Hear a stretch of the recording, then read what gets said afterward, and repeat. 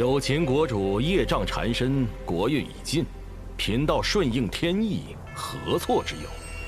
副教主是冲着玉帝陛下的转世身躯的。贫道不知你在说什么。用业障之人为我教平衡气运，有何不可？副教主这是承认屠戮凡人了。冉登已认罪，恳请陛下降下处罚。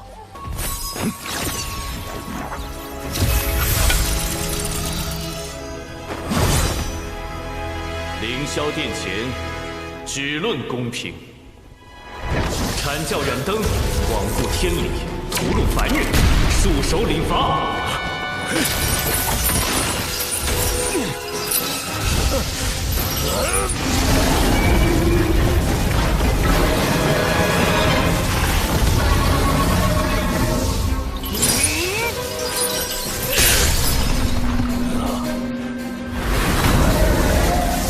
圣人法旨在此，还请莫要动手。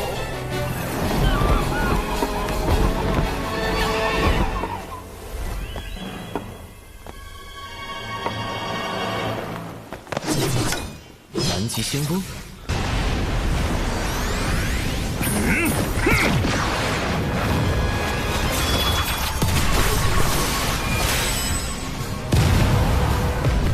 这破齿果然废物。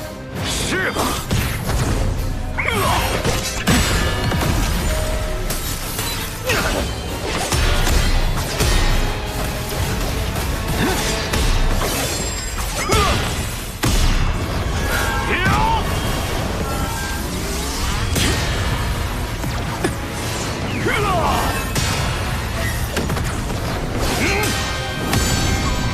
曲中环宇，两外乾坤。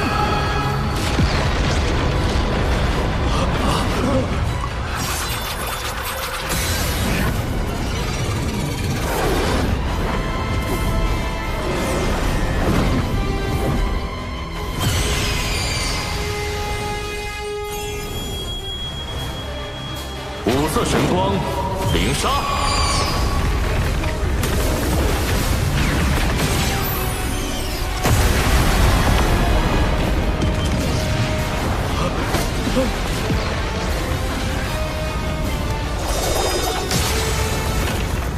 巫妖大战时期，人族被巫妖两族杀至百不存一。那时，人族尚未获得修行之力，为躲避天上的妖族、地上的巫族，不得不躲入地下生活。在那个最黑暗的年代，妖庭得天道护佑，人族反抗妖庭，就是在反抗天道。他们是人，他们都是自上古活下来的人族精锐。当年燧仁兄麾下破开妖族周天大阵，将妖庭打落的最强之军。燧仁兄为了获得与巫妖抗衡的力量，堕入魔道，10万将士追随他一同入魔，10万魔兵鏖战巫族，诛灭妖庭。水神今日究竟为何而来？闪灯，区一个灵官将罢了。远古时提着一盏棺材灯，四处骗吃骗喝，如今倒是摆起了阐教副教主的架子。红雀妖休得嚣张，贫道今日必收了你！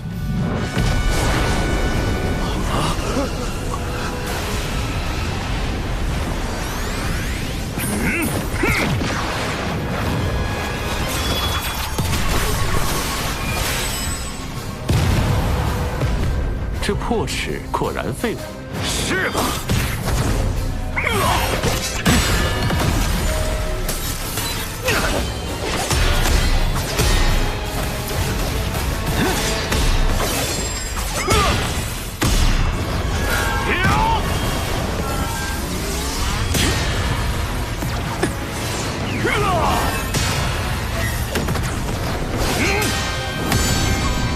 曲中环宇。两外乾坤。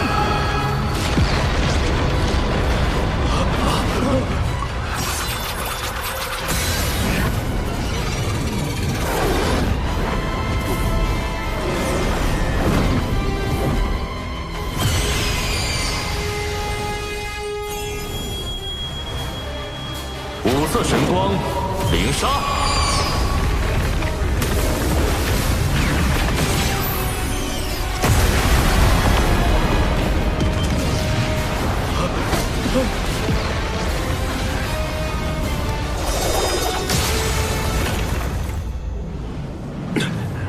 一把破齿，还想伤到本座？孔雀妖，你这是打定主意要投靠人教，不惜与我阐教为敌。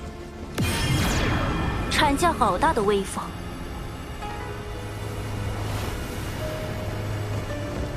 云霄仙子，共鸣前辈，连截教也被惊动了。此前是我失言，望孔玄道友见谅。仗着仙人神通，欺凌凡人，若非有孔宣道友和小法师道友护持，乾坤池怕是早已让有情国灰飞烟灭。有情国气数已尽，我阐教顺天而行，诛灭此国。截教前来，所图为何？天命不佑，自有我截教为万灵截取一线生机。你们这是要反天！燃灯副教主，可还记得天道因何而生？远古龙凤麒麟大战时，三族震碎洪荒，盘古残存在世间的意志，为守护洪荒天地，化作天道，约束众生。可见，守护之道才是真正的天道。既如此，燃灯副教主该与我们一同护佑有情国才是，何必倒行逆施？你，如今已非远古，若天道危害到生灵，吾辈自当反之。众生须受约束，为何天道便不可约束呢？约束天道，有意思。说得好，有秦国之事，我截教管定了。阐教已公然与人教打对台，若是执意与截教为敌，在道门三教里同时得罪两教，只怕会背上分裂道门的罪名。这个罪责，燃灯担得起吗？截教今日所言，贫道记下了。待贫道禀明元始天尊，阐教自会来找截教讨个说法。这3个关于天道的问题，既点明了修道之人理应守护苍生的真谛，也驳斥了阐教副教主仗势欺人的虚伪。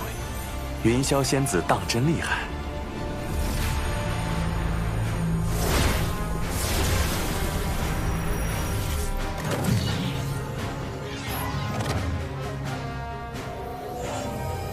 未来封神大劫开启，阐截两教闹翻，燃灯还会用这把乾坤尺偷袭赵公明，绝不能让乾坤尺回到燃灯手里，可又不能因此加剧人教与阐教的矛盾。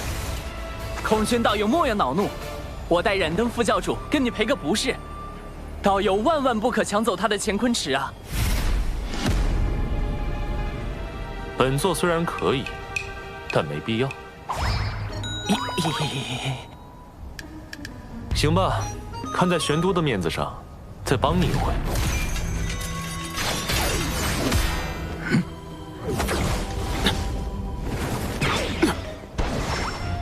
燃灯副教主莫怕，道门一家亲，我来护你。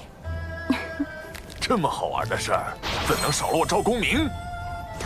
哎呀，孔宣道友的极速神通当真惊人，赶不上啊，赶不上！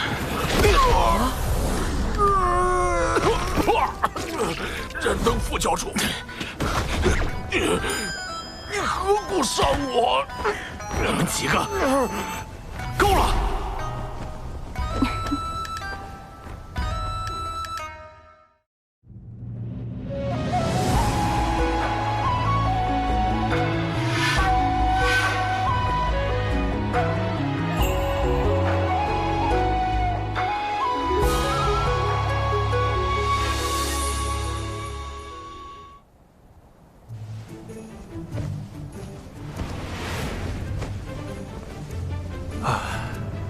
原来我们和真正高手的差距，根本不在修为。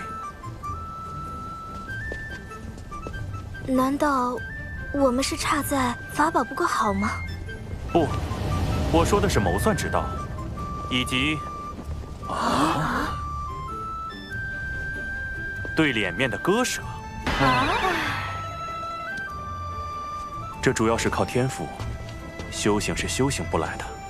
如小法师与公明前辈这般，才是真正的不战而屈人之兵啊！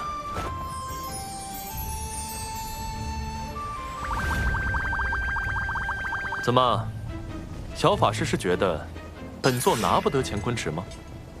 空轩道友不能如此想。今日是燃灯副教主对你出手在先，你也是不甘受辱，愤而还击。副教主乃洪荒民宿，他定不会介意用乾坤池向你赔罪的。谁说我？若他计较，就是故意损阐教威名，毁道门清誉。还是小法师明理，这乾坤池送你了。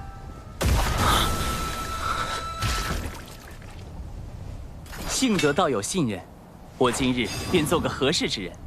燃灯副教主与孔宣道友之间的恩怨就此了断，如何？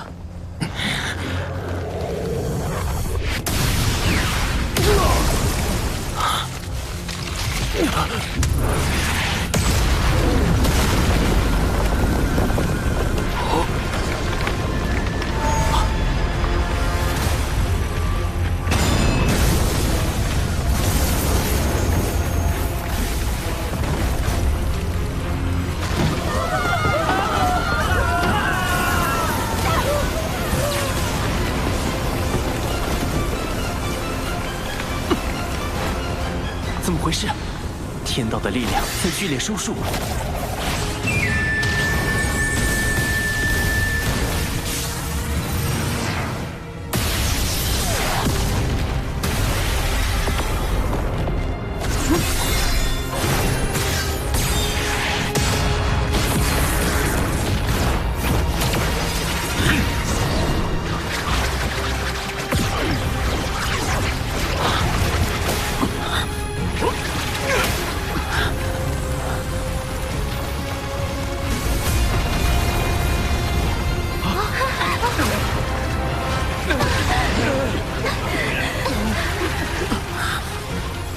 我体内的法力好像不见了，这是天道之力所凝成的枷锁，仙人一旦被它锁死，就会法力尽失。天威发生了异动，那是天谴。师尊，天道似乎在警告我们。近来天机紊乱，1、2千年内大劫必至，你与公明需做好准备。阐教圣人，元始天尊亲自出手了。劫运有变，归山。连圣人都避之不及，天道到底想做什么？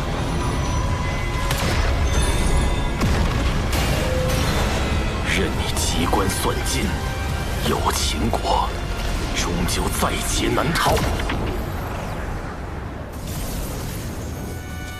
有秦国不过是凡俗一个小国，怎会令天道如此震怒？这个国家非我不可吗？天命所至，必有深意。无论圣人还是天庭，都不可干涉，否则就是与天道为敌。这可是天谴啊！圣人不能违抗天道的剧本，所以让我去吗？请不来天兵，请不来圣人，我还能做什么？眼下只有最后那一线生机了。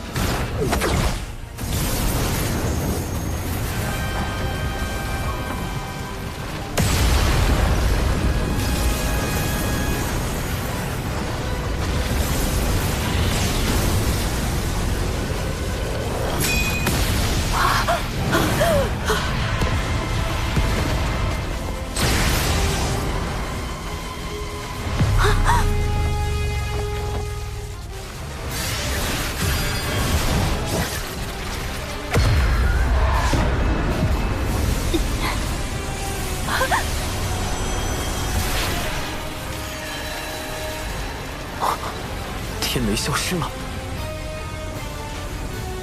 简狄，你怎么样？有没有受伤？你还怀有身孕啊！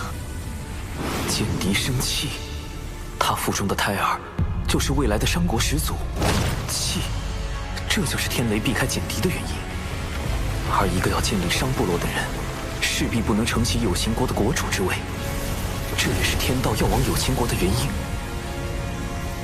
为了开启封神大劫，就要生伤；为了生伤，就可以毁灭一个无辜的国家，杀死无辜的人。这样的天道，还能够阻止他吗？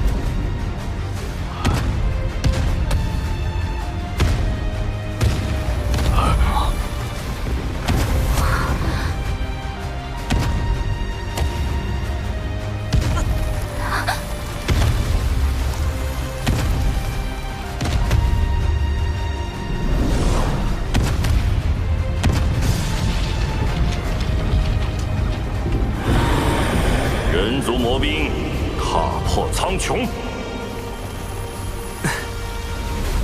唯一能与天道对抗的，就是与之截然相悖的魔道。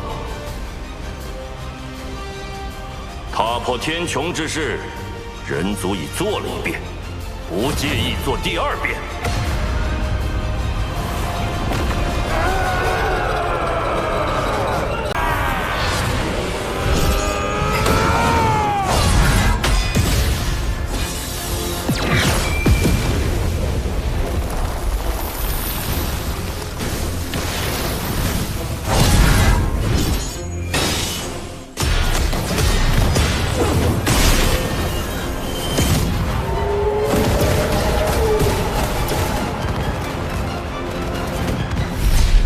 大战过后，10万魔兵只剩下3623人，他们的魂魄受魔气侵蚀，已经失去了一切情绪和感知，只知遵循燧人兄的战斗指令，护卫人族。那燧人前辈他，天道判定他魔气深重，已经成为天地的隐患，于是剥夺了本属于他的天庭地位，欲将他禁锢。燧人兄不得不退守火云洞，一面修复战体，一面镇守人族气运，制衡天道。大禹前辈，要如何才能约束天道的力量？燧人兄就是对天道的反约束。吾等在洞中修行燧人兄的星火大道，就是为与天斗。若天再对人族举起屠刀，吾等就在大地上一跃而起。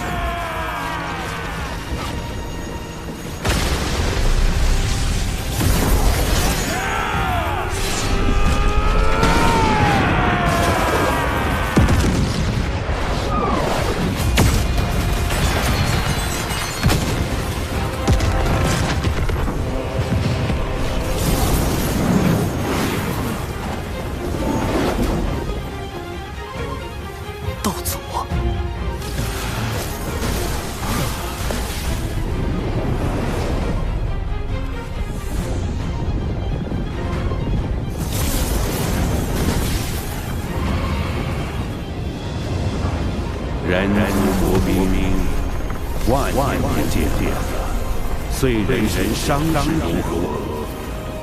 不劳挂心，燧人兄托我前来向您问问。人皇虽离开俗世，却容不得人族被随意欺凌。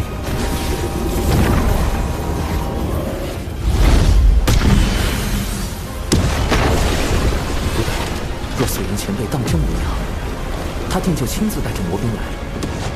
这样下去，如果道祖执意出手，再加上道祖的6位圣人弟子，局面将对人皇非常有利。天庭水神拜见道祖，小神奉玉帝王母之命，辅佐龙吉殿下，暂代天庭诸事。今日见有情国国主逆天续命，国运将尽，特来为有情国之人寻一场机缘。机缘何在？小神见此女颇有慧根，想与她腹中胎儿一道天命，让她与她的后人带领有情国移民，再立新国，定会比现在的有情国更为昌盛。天道不是想生商吗？若将有情国改建为商国，岂不是能变相保下有情国的人，保住人族的利益？人荒们也就不会再与天道起冲突。你可愿结下3道仙契？契一：新国任何国主若违反天命，便魂飞魄散。契二：新国须遵天庭，遵祖遵礼。契三：国不可养修士，天庭自会与尔庇护，如何？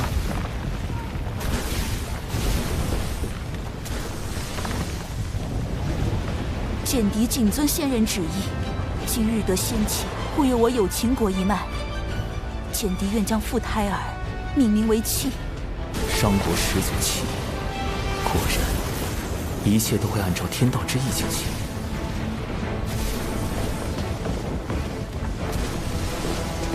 小神如此处置，不知是否合适？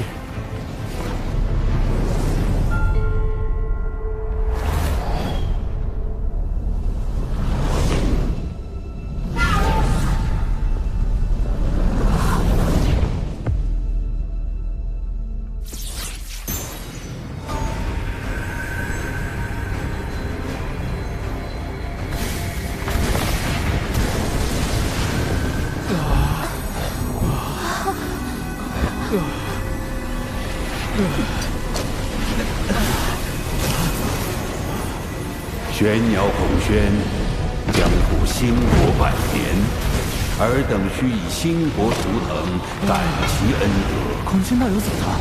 道祖对他进行了修正。什么是修正？天道绝不允许任何事物违逆天命，一旦发现，就会让道祖进行修正，或动摇其意念，或将其一举抹杀。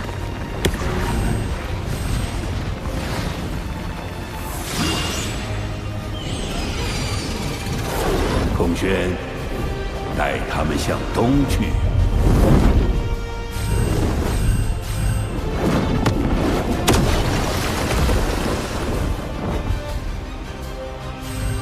孔宣领旨。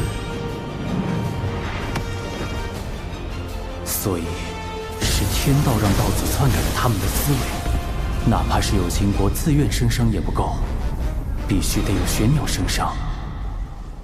天道就容不得封神大劫的剧本出现丝毫偏差吗？众将听令，收兵回火云洞。长庚，我曾问过你人与天争之事，争有成败，成则改天换地，败则沦为天道掌控洪荒的棋子。如今你应当明白了，人族所面对的是怎样强大的对手，无志不改，此战无休。人族若想强逆天意，除非拥有盘古那样超脱天道的力量，不然终究会被天道所禁锢。可即便是如今洪荒最强的道祖，也必须遵循天道意志行事。只靠力量，真的能胜天吗？长寿师兄，我与父母终会有再见之日，对吗？一定。未来封神大劫开启，商国百姓必会卷入无端战火。我要想助人族避开劫难，往后势必要与天道博弈。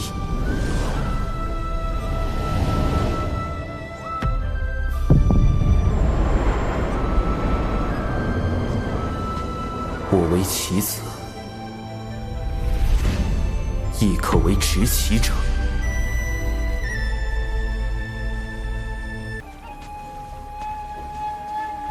弟子修行至今，是否改变了什么？是。弟子如今是否在做某些判断时，已被天道影响，无需自疑，道有其中。也就是说，天道对生灵的影响程度是有限的。谢圣人点拨，弟子心安了。天庭重中之重，请记。什么叫重中之重？难道哪怕牺牲道门的实力，去快速填充天庭、完善天道，也在所不惜？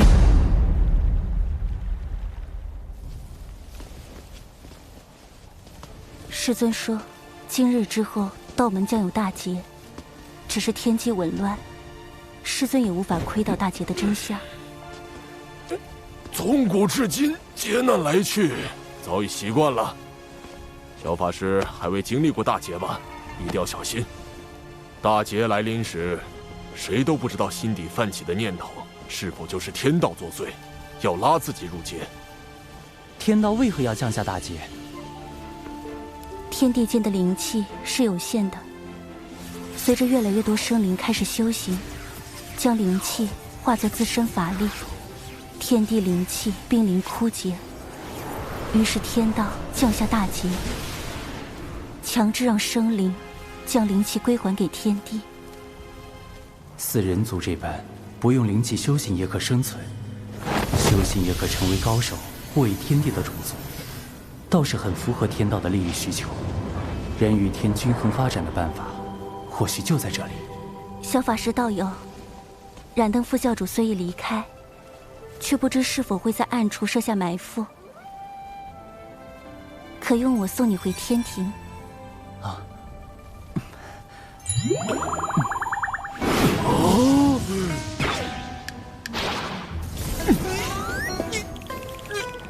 你们这小子，当着我的面挖水神老弟墙角，胆子也太大了，这可不地道啊！水神老弟，你可长点心吧！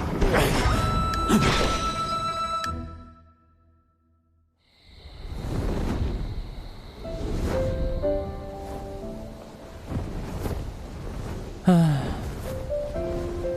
怎么了？今日之天谴，让我想到了此前的天罚。我怕是得到了天道老爷的关爱。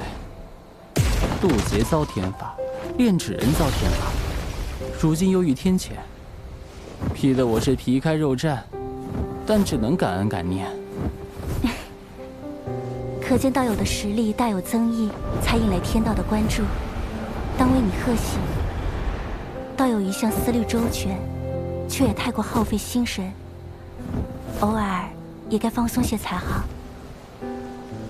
仙子也知，我修行岁月不长，到今也并未达到那般高深。我怕，若有天自己推断之事发生，却又无力阻止，只能时刻去想去算。你最长的一次想，持续了多久？17年。是为了何事要想这般久？道门。若是道门之事，我亦是道门中人。如果道友不介意，日后我可与你一同想。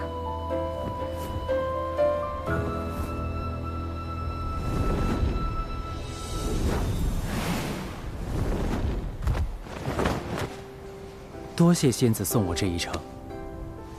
那我这便回三仙岛修行了。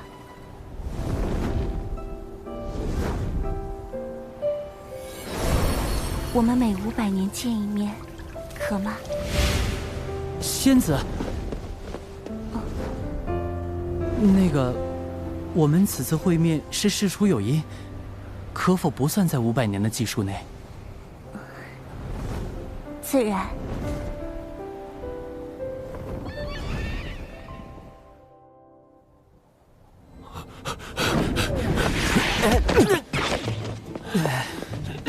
公明前辈，这是作何？水神老弟，你不知道，人教有个小法师又和你抢我大妹，再不抓紧时间找你们天庭的月老帮忙，你可就没戏了。大劫都快到了，现在是在意这个的时候吗？我该怎么跟你解释？那个小法师就是我呀！哎呦！月老掌管姻缘，每日都与姻缘打交道。这洪荒天地之中，想必没有人比你更懂姻缘之事了。略懂，略懂。他懂啥？他就是被玉帝放在这里看管相思树的，一个几万岁的纯阳天仙，他能懂啥？月老，事情是这样的。你听我说，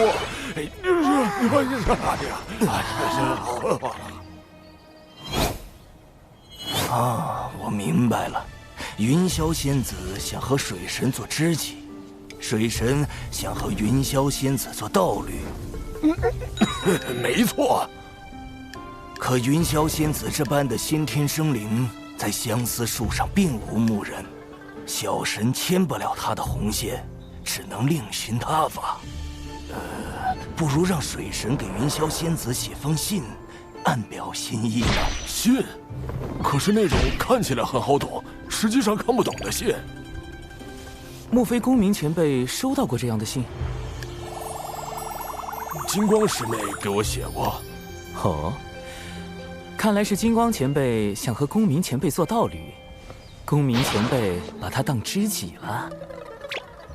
金光圣母在封神大劫的故事中，死后上封神榜，成为天庭的殿母。在生伤这个节骨眼上，未来的殿母突然苦练未来的财神爷，是姻缘到了，还是又一个天道剧本？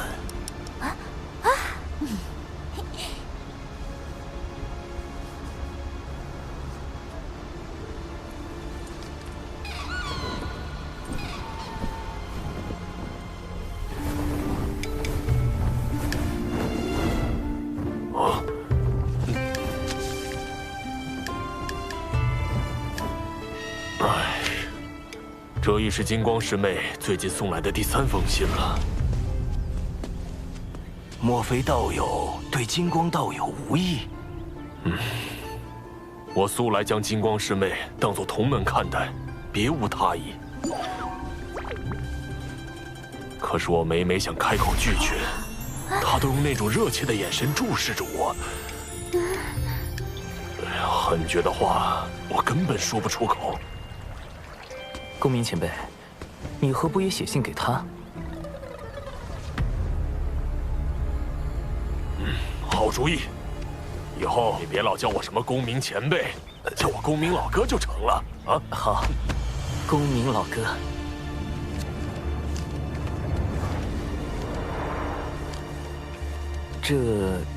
金光前辈，这封信确实是我提议让公明老哥写的，他对你之事颇为烦恼。是我不该纠缠他。不，金光师叔，依我看，公明师叔写此信未必就是拒绝的意思。火灵是指火灵圣母，多宝道人之徒，结交3代弟子的翘楚。封神大劫中为报徒弟之仇，与西周京对阵，是引动产劫对峙的关键人物。说来截教女仙怎么都爱自称圣母，这不是和圣母女娲撞名了？叫圣娘多不实。师叔，您从第4行开始，将这书信每逢双行的首字连起来一读，便知其意。这封信拒绝的够明显了吧？还有什么可看的？今昧莫及，无心久矣。这也太妙了！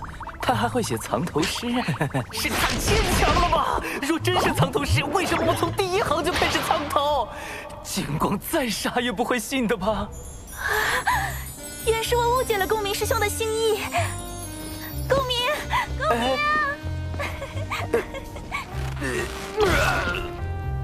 刚才多谢水神，金光师叔苦情久矣，我实不忍看他黯然神伤。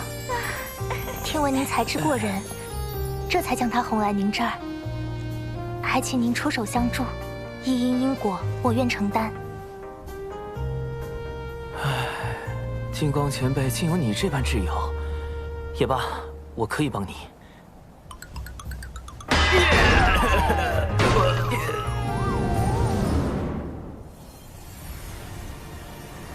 小弟子，你外出历练可算是回来了。那玄都小法师，关键时刻跳出来坏我好事，实在可恨。快让你那谛听施展神通，我必要将他找出来。早已试过了，连谛听也无可奈何。这么没用，不如早点炖了。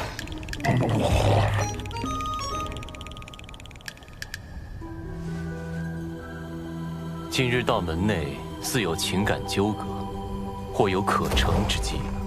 小弟子，你有把握吗？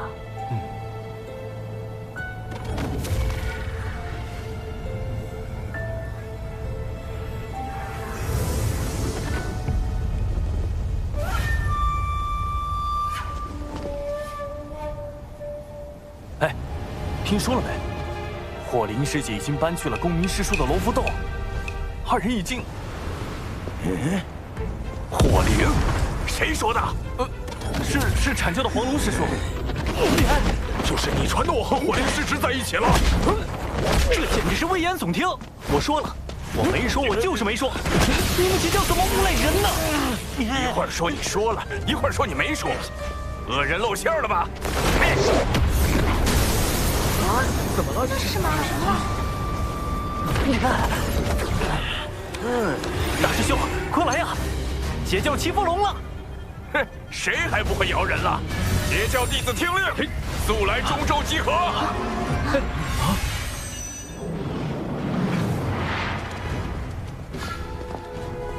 黄龙师弟四处造谣，败坏我徒儿火灵的名声，你阐教这究竟是何意？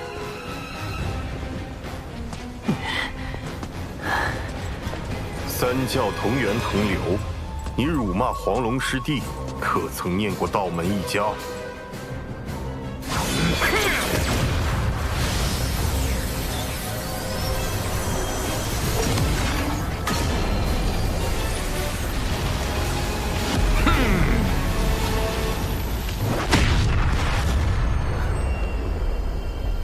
我遭了算计。为何？阐结两教这般情形，不是我们想见到的吗？我要的是徐徐图之，待两教间隙积累的足够多，最后终会崩塌。但今日两教的情状，已远远超出我的设想。幕后设局之人，不但看穿了我的计谋，更用以反制于我。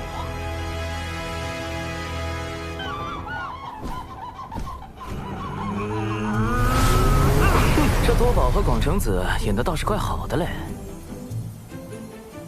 西方教今日事情闹得那么大，我倒要看看你们要如何收场。哎呦，玄都大法师终于登场了。师长，早前闻你两教谣言之事，我便请天庭出面引动天道之力，凝出一面正德碑，可追溯一世之源。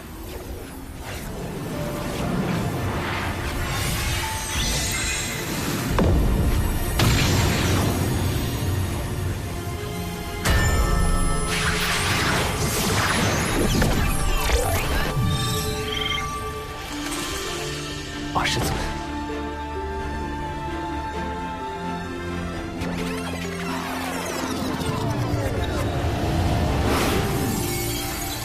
，12品功德金莲，是西方教在替此人遮掩。截教众仙听令，阐教众仙听令，随我逼上灵山！西方教能主事的，给贫道出来！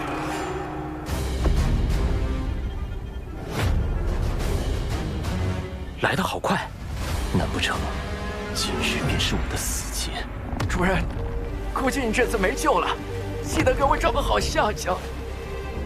二师尊，不知我在您心中，是否如一枚可以随时被舍弃的棋子？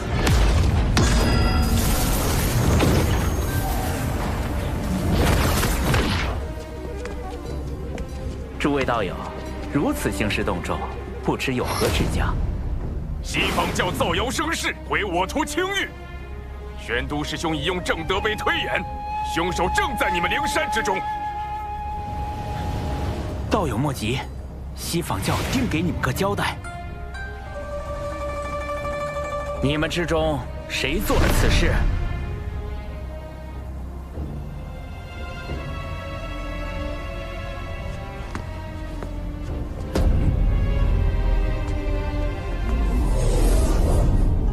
此事是我做的。弟子谢过二师尊。主人，你们教实在太不把生灵当生灵看，竟用摄魂之法操控自家弟子。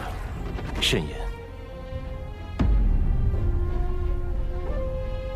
听闻你四处碰瓷我教弟子，我一时气不过，就小当了这挑拨道门的计策。果然找了个弟子背锅。若我所料不错，你们上灵山后，西方教定会随便找个弟子背锅。不如……是吗？你照了这法招所写念一遍，立下天道誓言，我便信你。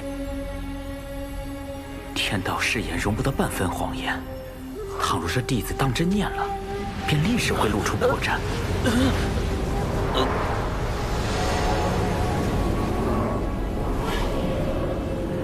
用天道誓言令西方教陷入两难，水山老弟，妙啊！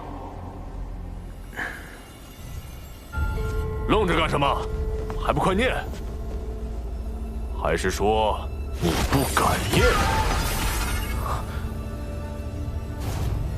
此事不过是场私怨，道门三圣与西房二圣皆师从道祖，何必闹得如此僵硬？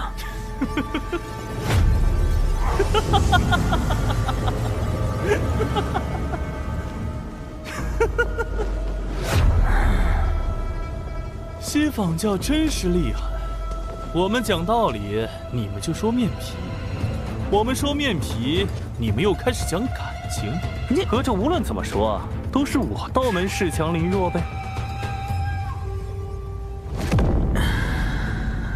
既如此，我等便认了。今日过来就是捏你们这些软柿子，不服就打，服就憋着。哦，他就是太乙真人，真阴阳怪气大师，一开口就能气死人。也不知未来哪吒是怎么忍受这个师傅的。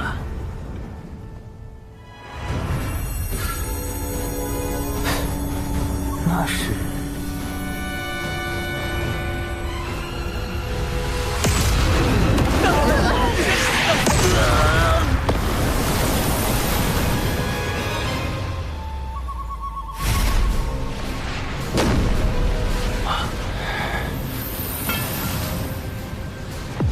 缘起缘落，自有缘法；既有前因，自生后果。即日起，灵山封山1000年，若无贫道之命，众弟子不可随意外出。这准提当众灭口，太不要脸了！公明老哥，我们的目的已达到，今后西方教不敢再随意算计道门，当适可而止。今日因果已了，我等就此告退。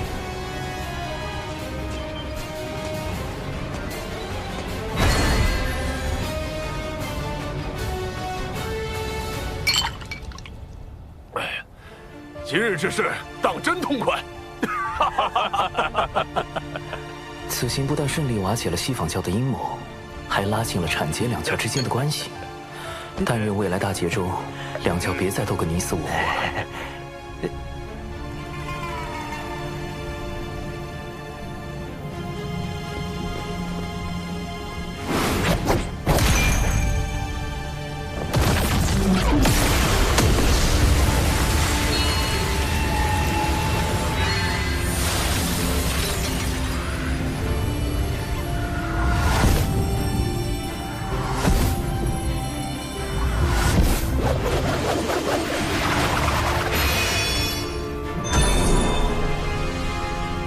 太极图，是太清圣人在为此人遮掩。你在明，他在暗。是故你败，他胜。自今日起，你在此地禁足思过。若无我令，勿多出手。谨遵二师尊法旨。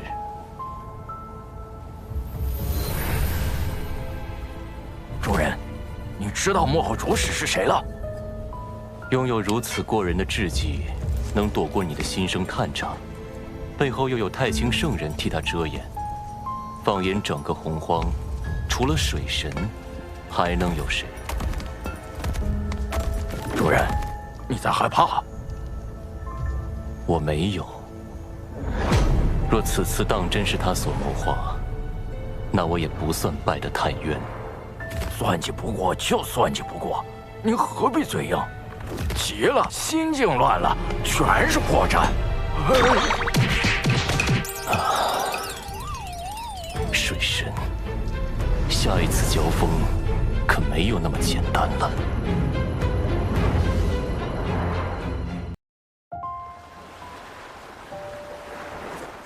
我闭关数月，近日才听闻火灵失职与我大哥那谣言之事。幸好你暗中筹谋，揪出凶手，否则以大哥的性子，只恐此事不能善了。只是略施小计，仙子过誉了。产劫关系虽略有缓和，但产劫相争的未来究竟能否被改变？两教相争是必然之举，还是这结果只是天道想促成的？纷争平息，你怎么还如此心事重重？我在想，天道之下，生灵是否有选择的余地？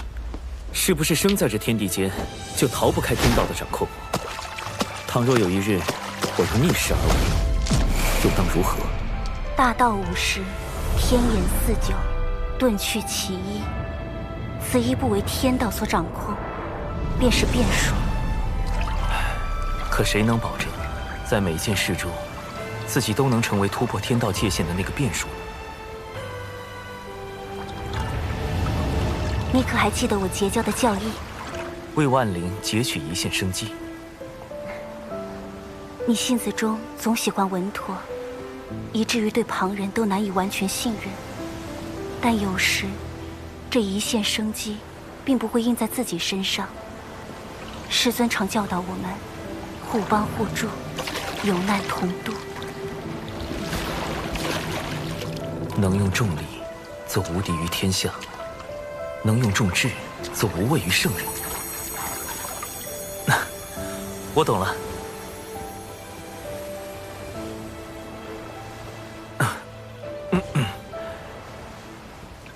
跟前辈高人谈心，对修行当真大有裨益。现在又知我是前辈了。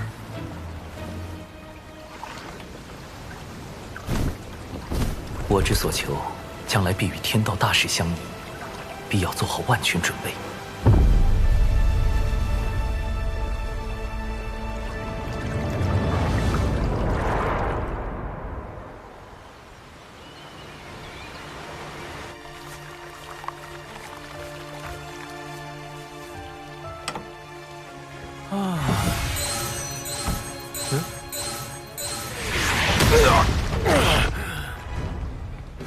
好你个黑豹，敢抢大爷的宝贝！大劫将近的节骨眼儿，太清圣人突然让我去关注一只黑皮豹。奇怪，这豹子看着修为也不高。拿命来！救命啊！救命啊！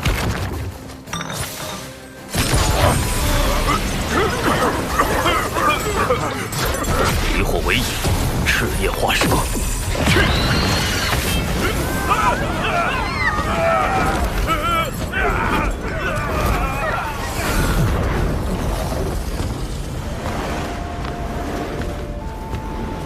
多谢前辈搭救。等等，莫非是姜子牙的同门师弟，元始天尊之徒，申公豹？前辈您对我恩宠在上，您定会一生平安。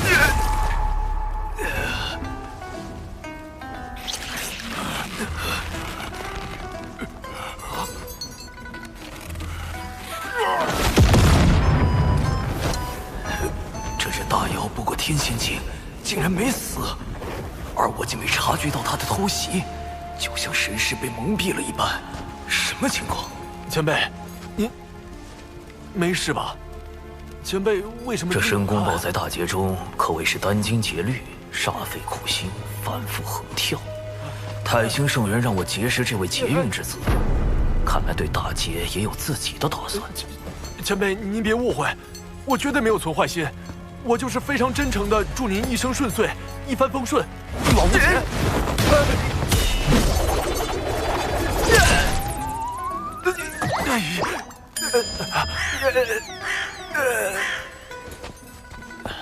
前辈，你还好吧？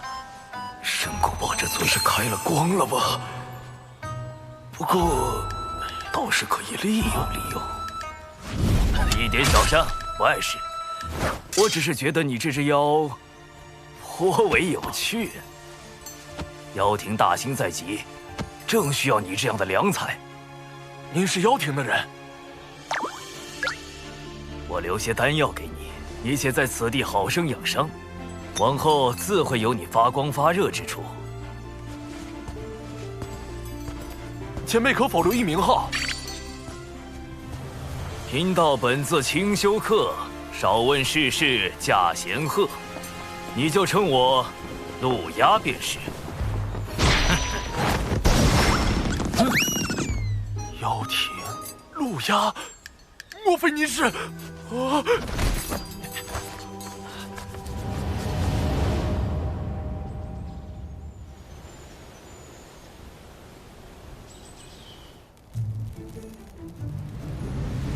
太子，您的恩情，晚辈永世不忘。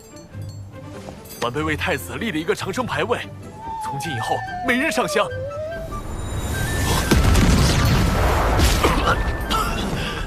气息怎么突然这么差了？愿您能万事顺遂，妖庭还要靠您振兴呢。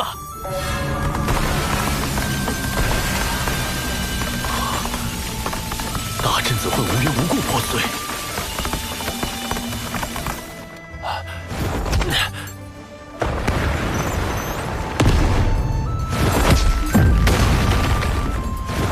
我既没亏气运，也没欠功德，这绝非巧合。究竟是谁要害我？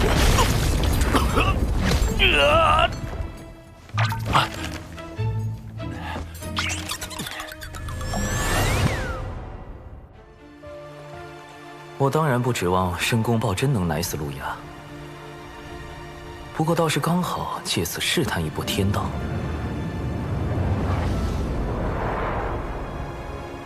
自玄鸟升商以来，我一直很好奇，天道的剧本，我究竟可以改动多少？彼时天道本欲将除简狄之外的所有有经过皇室成员全部杀死。经我斡旋之后，这些人得以保全，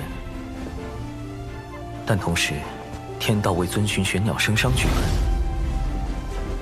又对孔宣进行了修正。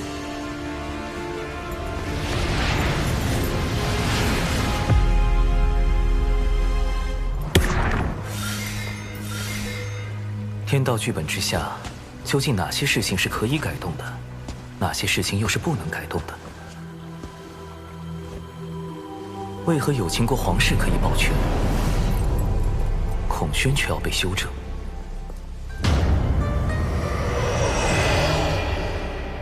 在改动天道剧本与遵循天道剧本之间，必定存在偏差率。如果能推导出这个偏差率的精确数值，我就有了更多的可操作空间，尽可能的救下更多的人。而陆鸦，这个封神大劫期间的截教头号死敌，将是我计算偏差率的第一只小白鼠。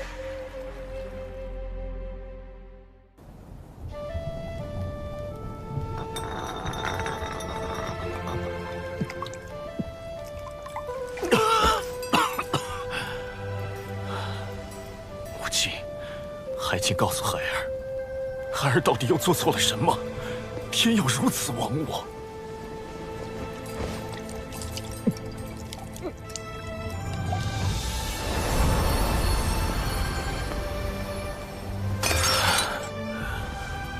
多少年过去了，金蜈蚣已是如今的断壁残垣，兄弟姐妹们只剩下了我一个。出自汤谷兮，漫天游；归于于渊兮，欲甘渊。唉。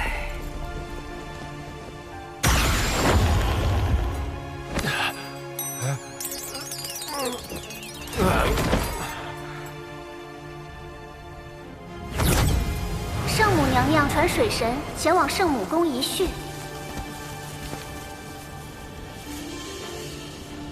让黑豹对陆压行诅咒之事，可是你的算计？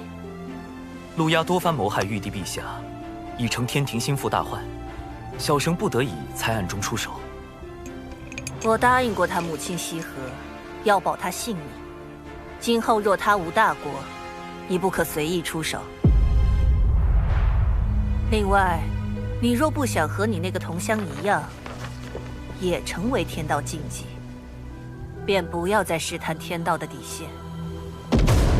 浪前辈，圣母，我那位同乡，你只需知道他已彻底死了。天道已修正了他的存在，无也不可多提。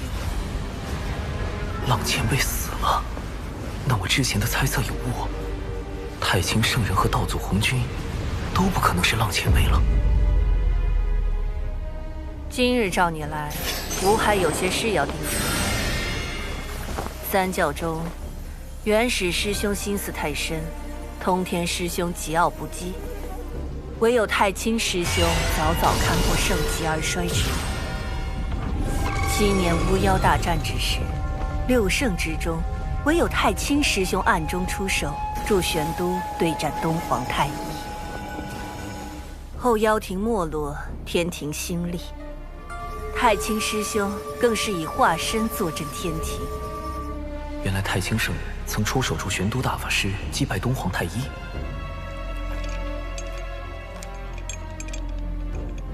等等，大德后土是不是也说过？这是人教对我的许诺，如今七情脱离封印，一切正到了应验之时。人教的许诺，莫非也与太清圣人有关？他竟暗中做了那么多，看来我此前猜测的没错。太清圣人也不愿意看到道门内战，他的计划与我在大劫中捞人的计划并不冲突。多谢圣母指点。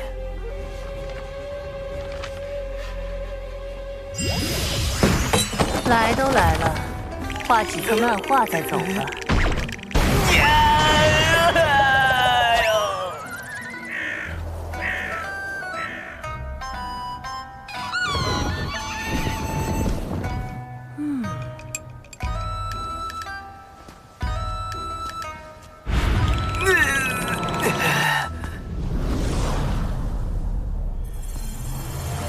显然陆压还不能提前死，但要计算天道偏差率，样本数据还不够多，尚需10日。眼下，先从试探公明老哥入手。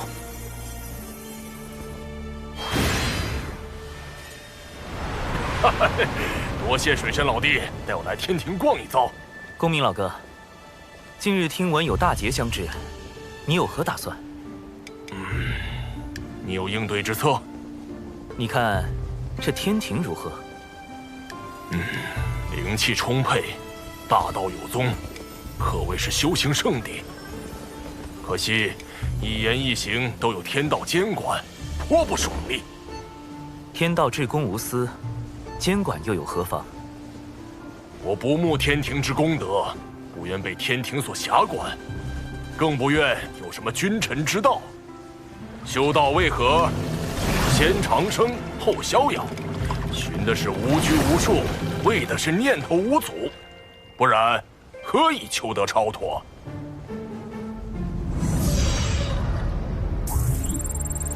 果然，通过让公明前辈加入天庭躲避封神大劫的法子不好使啊！云霄仙子，公明老哥，我究竟怎样才能救下你们？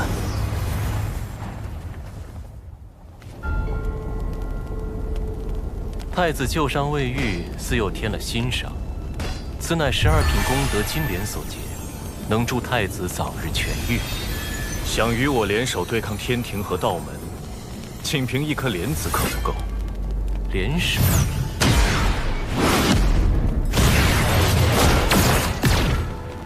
我要的是妖族听命于我，令行禁止，不可违抗。妖帝印玺，啊，此物怎会在你手中？2位妖皇陨落后，妖帝印玺随之隐没洪荒，贫道费了好些功夫才寻到。太子若能让妖族听命于我，无论最后成或不成，此物送归太子，如何？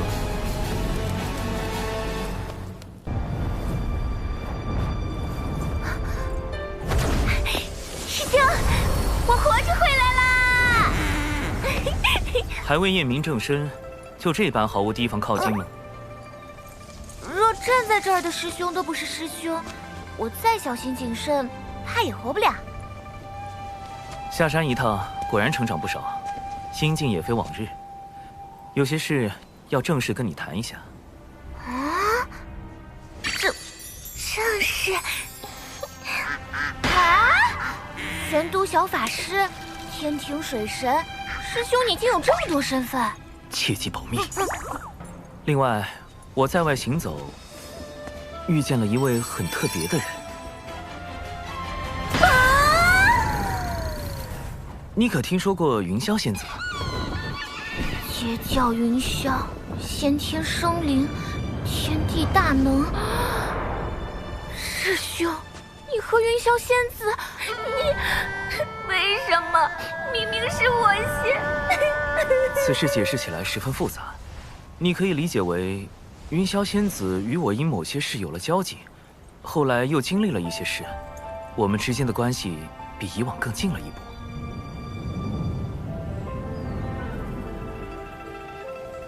师兄，你一下说这么多，让我怎么信呢？我目前对云霄仙子只是略有好感，毕竟像她这般温柔动人、遇事果决、出手很准的人，谁会不喜欢呢？先天生灵，圣人弟子，天地大能，美丽动人，温柔贤惠，明显不是对手啊！而你与师父是我最信任之人，你是否愿意站出来，帮师兄处理一些事务？我愿意，师兄，我会做好力所能及之事，成为你的助力。哼，我才没那么容易放弃。哦，灵娥，你何时回来的？有没有受伤？师父！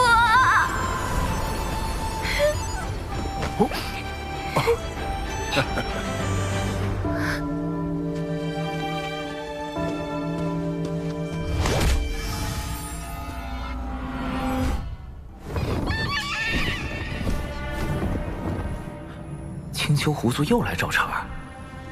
小兰见过奇缘道长。这声音，这眼神，不太对劲。继掌门，我族功德狐女小兰与你渡仙门这位奇缘道长，结成道侣。如何？你摆平什么了？若非你那什么寂寞的歪理，我又怎会？对师父芳心暗许。弟子对症下药，是他想多了。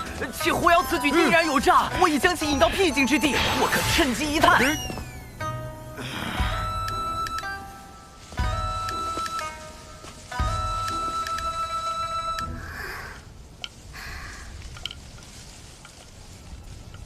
道长一刻也不想见我吗？自上次一别，奴家每次闭眼，脑中便是你。年复一年，奴家对你早已情根深重。他好像真被师兄忽悠疯了。你这逆徒，老道我！既然如此，师父不如以真心换真心。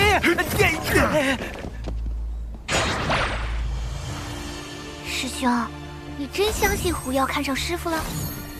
非也，此乃狐妖之套路，先忽悠仇敌爱上自己，再翻脸羞辱，以此来报复。蓝道友，可舞完了？师傅，鼻子，鼻子。没眼看，没眼看。狐妖路子这么野，师傅能稳住吗？或许能撑3个时辰。道长，我来帮你疗伤。使不得。道长若对我无意，为何不敢正面看我一眼？蓝道友自重，贫道思来想去，有些话还是想跟你说个清楚。师兄，你假扮师傅的事要被抖出来了。师傅待人诚恳，又岂会再做欺瞒？道长请说。美色当前，臭老头要原形毕露了。道友其实一直认错了人。什么？果然说出来会痛快许多。道长此话何意？与蓝道友相交的是一位高人，他不想被人所知，故用贫道样貌走动。当然，这也是贫道允许过的，只是不曾想。道长何苦骗我？外貌可相似，但道心、性情却难做到完全一样。虚假终归是虚假，蓝道友着了相。这么说，我一直恨错了人。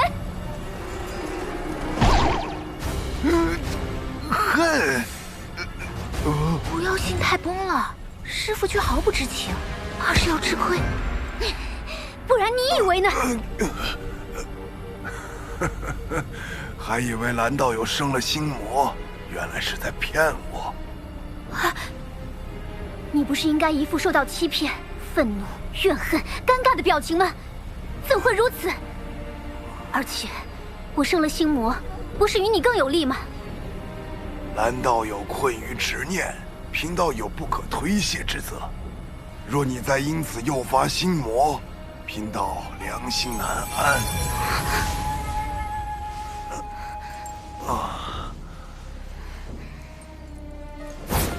替你样貌之人是谁？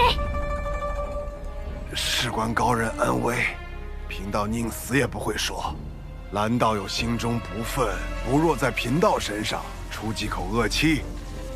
你，冤有头债有主，既然不是你，我打你做甚？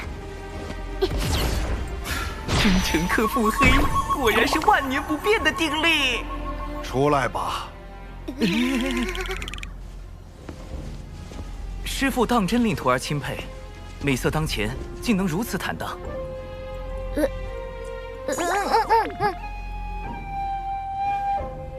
长寿，你随为师走走吧。师兄保重。若最初便与蓝道友说明白，或许就能省去多年怨怼。长寿，如今你手中权柄越来越重，能在无意间决定旁人的生死命途，但是否也因此少了一份对旁人的敬重？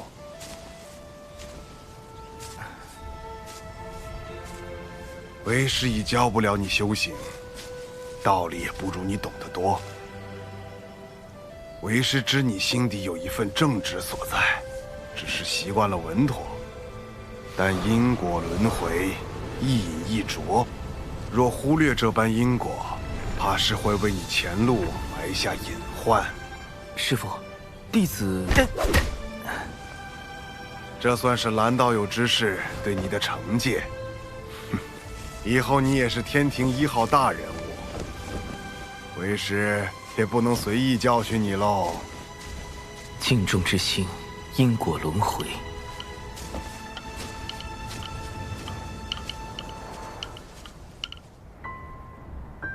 尊师所言，有些在理，有些却忽略了你的处境。你发自微弱，又过早参与大教之争，若不遮掩形貌活动，早就身死道乡。处置狐妖时，于你而言，本就是两难。仙子可是在为我鸣不平？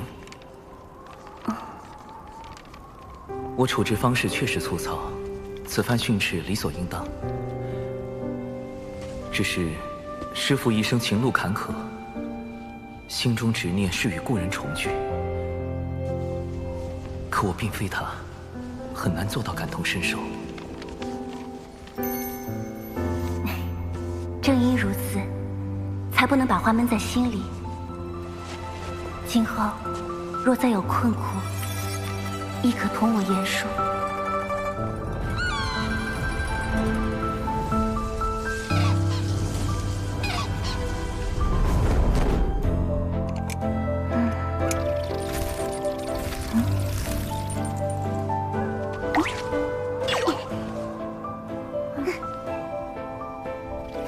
大姐如今可有动心？何谓动心？就是心底总有个念想，时时刻刻都会想起一个人，连大道之中也可见此人踪影。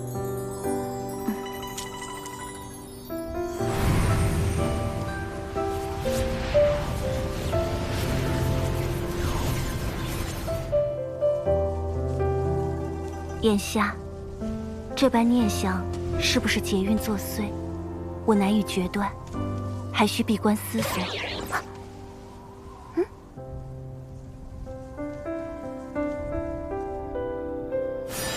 水神，奇缘道友出事了。孽缘线。水神大人，您定要相信小神。奇缘道友乃是您的至交好友，小神怎敢给他随意安排姻缘？更何况还是这种命运纠缠、不死不休的孽缘线。是天道，这和大姐有没有关系？狐妖是占据妲己肉身的九尾狐吗？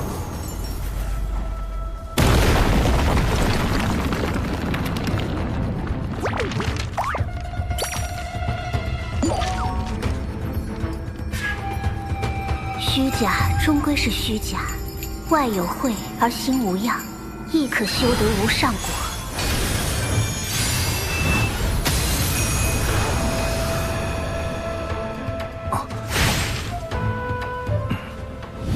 你若不想和你那个同乡一样，也成为天道禁忌，便不要再试探天道的底线。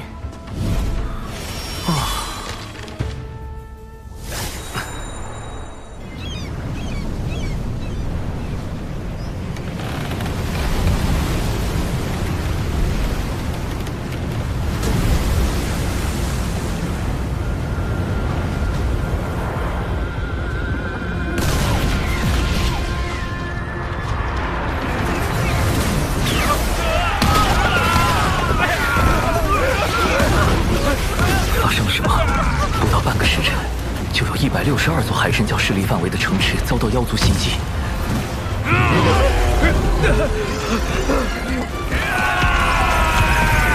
长寿，逍遥仙宗发来求救信，说遭到数万妖兵围攻，其中有不少大罗之境的高手。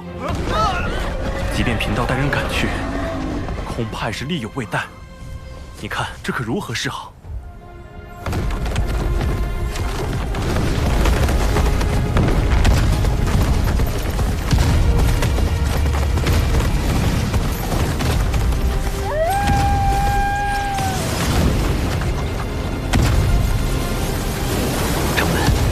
门外也有一批妖兵，数量不下10万之众。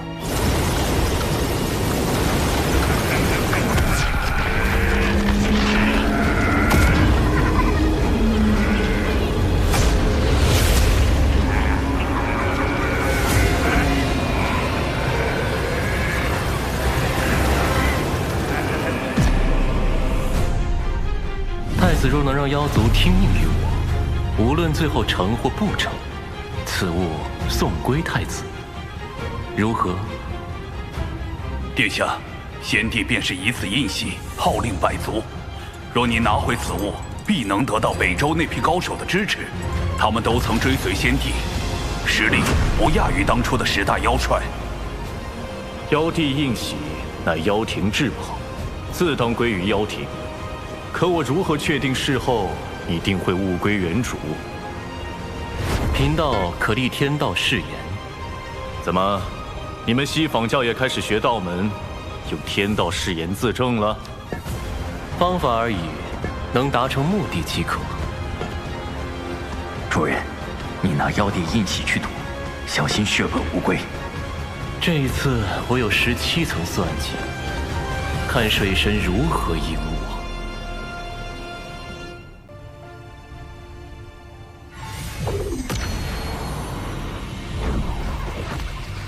诸位久等了。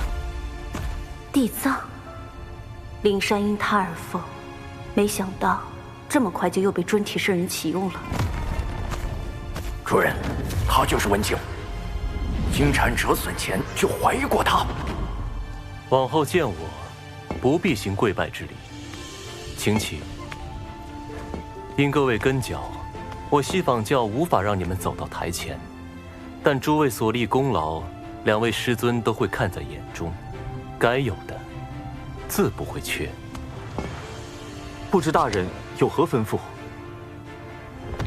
谛听日前获悉，水神极有可能出自人教仙宗，但人教仙宗共有6家。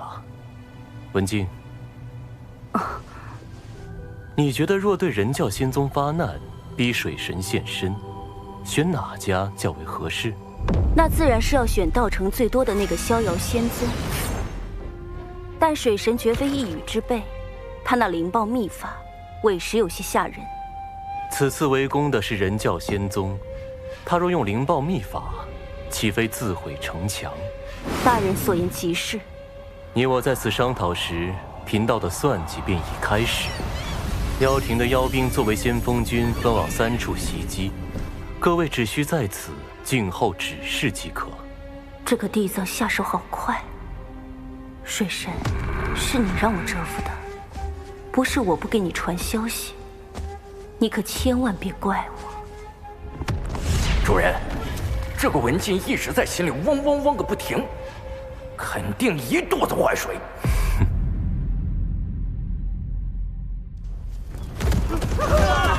快逃！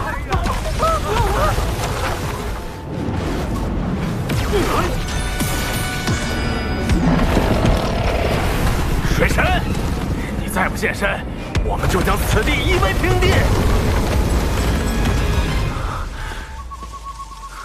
要逼我本体现身进攻熊寨，倒也说得过去，怎么偏偏还选中了渡仙门？不能因为渡仙门菜就那么欺负人吧？掌门莫急，啊，一会儿我会在暗中与您配合。嘿嘿，小家伙，俺又来凑你了！大前辈，太清社人竟然主动把玄黄塔送来给我防身，看来事情大条了呀！必须启动最高级别防备体系。长寿，掌门，立刻召集宗门上下，赶往地脉挪移大阵。不战而逃？可地脉出的挪移大阵，在上一次渡仙门大战时已经暴露了出口，难保此次敌军不会埋伏在那儿。数年前，弟子便在旧的挪移大阵下方1600丈处，搭建了一处新的挪移大阵，十分隐秘。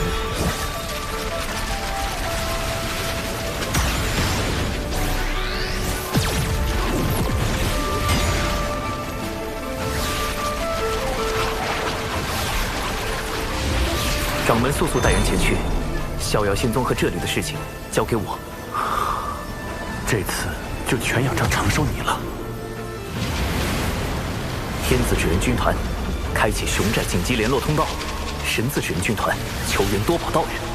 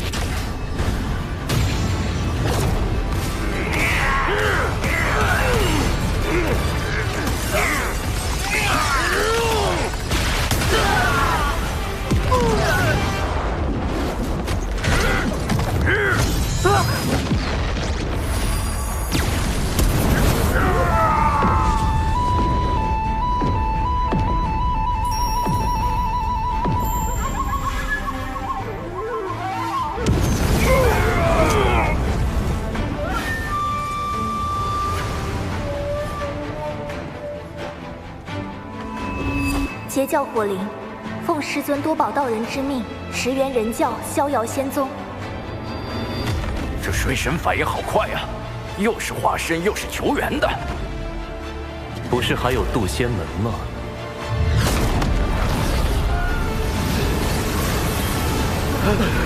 快，让他们跑了！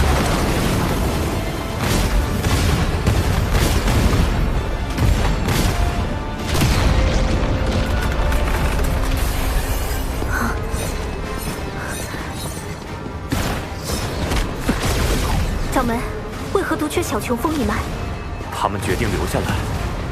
那弟子也决定留下来，请掌门成全，弟子生死无怨。去吧。掌门，这无妨，他在此地，应该比跟着我们更安全一些。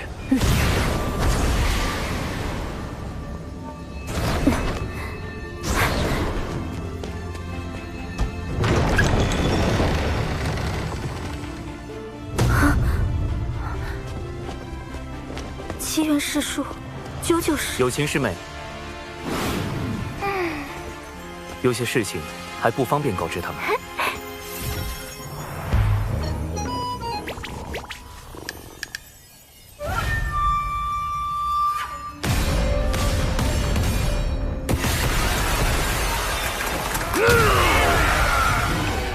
师兄，大阵……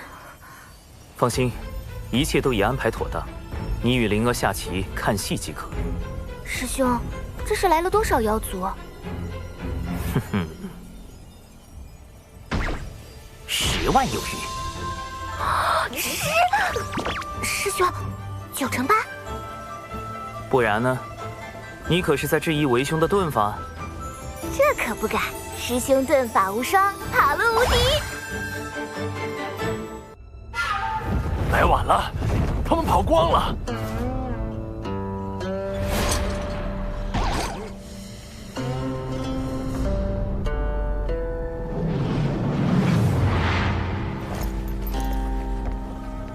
老大，这里会不会有埋伏？咱们要不问下地藏那边？渡仙门不过是个小宗门，能有啥陷阱？你少给我提地藏！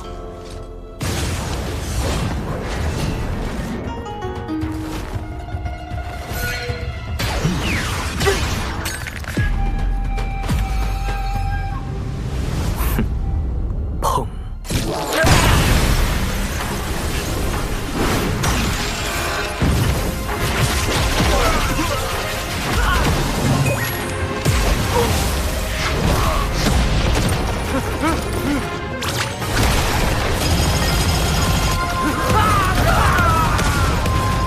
！10万妖兵来了，就别想再走。师兄真厉害！大哥，我是不是说漏嘴了？今日让有情师妹待在此处，我就没打算隐瞒身份。切记，我此前给你们的新生屏蔽仪万不可离身。师兄放心，保证万无一失。长寿师兄的本体究竟在何处？这个倒是说不精准，不过通常而言，师兄都会在一个最为安全的地方。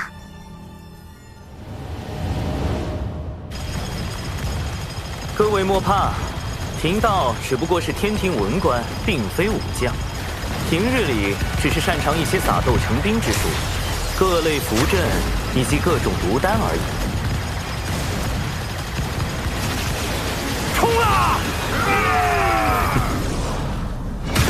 ！4连符阵，镜子迷宫。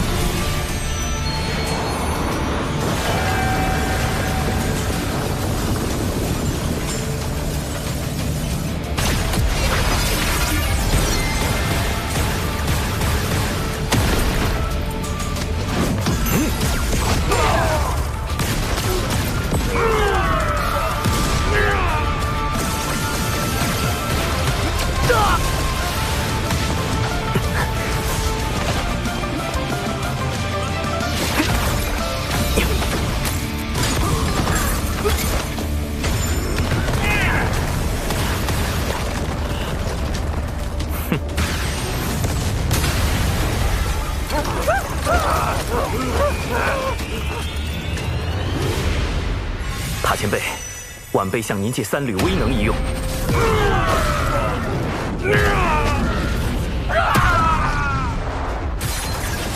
这样一来就能混淆视听，不会暴露我的根脚。这小子，你心眼子也太多了。说好的天庭文官不善武力呢？你这卑鄙无耻之徒！尔等不过是上古败犬，今日竟还敢在此嘤嘤狂吠！我从未见过有如此厚颜无耻之妖。你，水神，你一意孤行，若人妖两族再度大战，此间因果你当一力背负。妖族并非人族之敌，大德大慈的圣母女娲便曾是妖族客卿。只有那些将生灵视为草芥的邪恶生灵，才是全洪荒生灵之敌。怎么感觉水神说的好有道理？不要听他乱说，冲！哎妈，太弱了，这群家伙没吃饭呢，那感觉被他们打，完全就是爬宝界的耻辱啊！地藏派妖兵来送死，恐怕另有用意。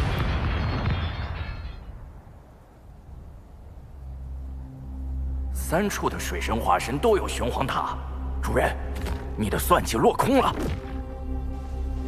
只是第1重罢了。文静，你对眼下局势怎么看？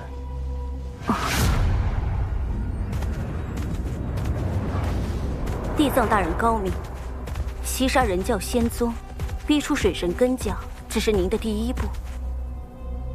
您真正的目的是想令妖庭为道门仇视，四处树敌，最终不得不投向咱们西坊教。哦，你是如何看出的？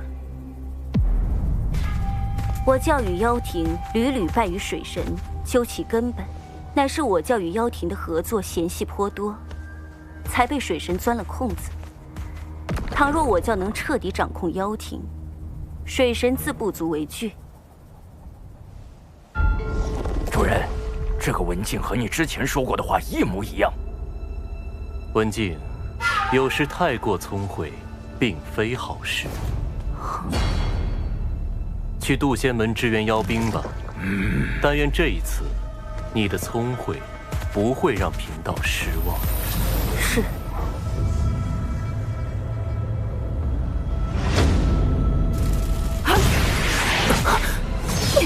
竟欲借机令妖族投向西方教，不愧是地藏。文静，稍后你配合我。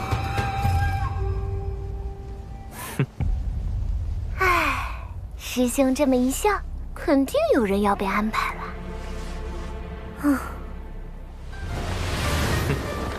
今日竟有这么多的妖兵，那位道友果不欺我，当真有大量功德送上门来。那位道友，你什么意思？今日之事，不是只有地藏大人知道吗？难道水神和地藏是一伙的？你们一定是误会地藏大人了。哎呀，被你们发现了！为地藏道友考虑，我今日是绝不能放过你们了。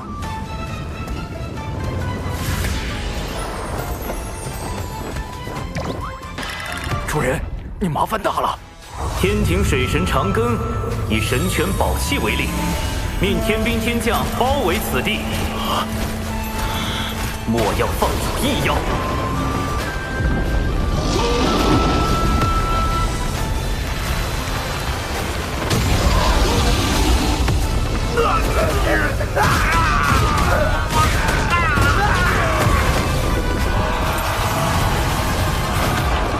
杀出去，找地藏算账！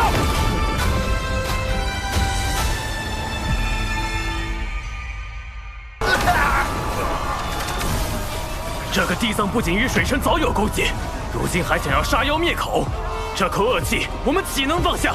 兄弟们，杀出去，找地藏算账！杀出去，咱俩出去！杀出去，找地藏算账！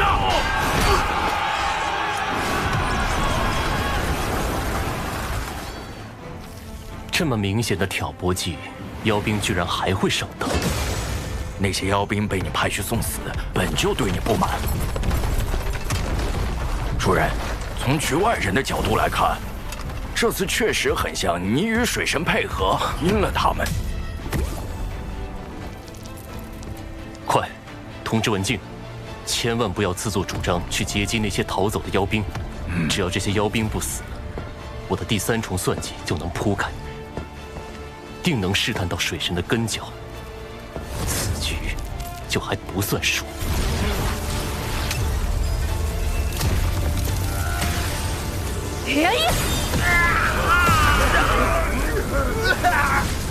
完了，主人，他已经出手了。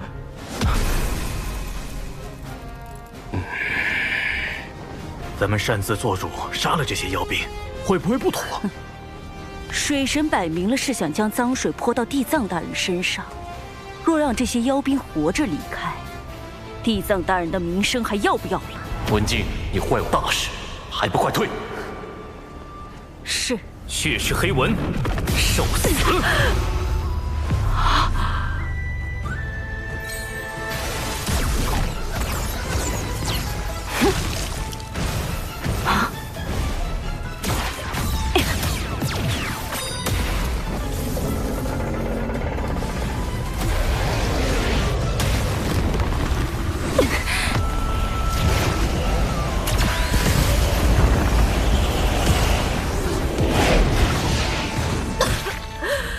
水神大人，虽然知道是在演戏，但你下手也太狠了吧！更狠的还在后面。纸人灵爆阵，核爆起！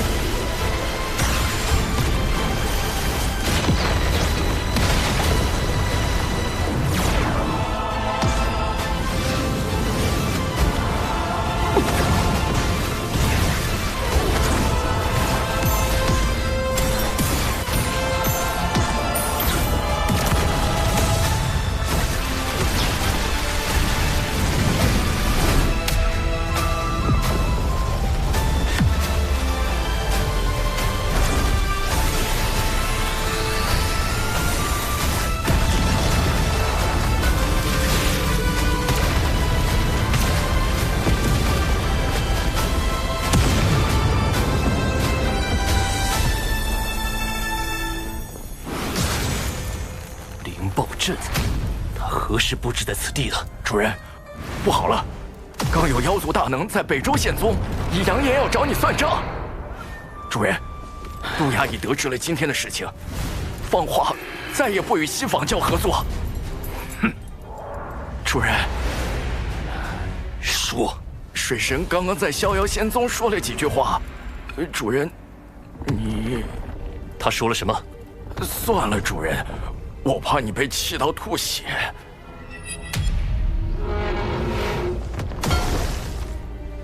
说，他说：“各位谬赞了，我此前绝对未得到西坊教地藏提前通风报谢，只是与他大概算理相当，惺惺相惜。他要妖族好感，我需守护人教道成，为天庭扬威，仅此而已。我们。”绝对没有串通。现如今还在为地藏掩护，水神真是考虑的太周全了。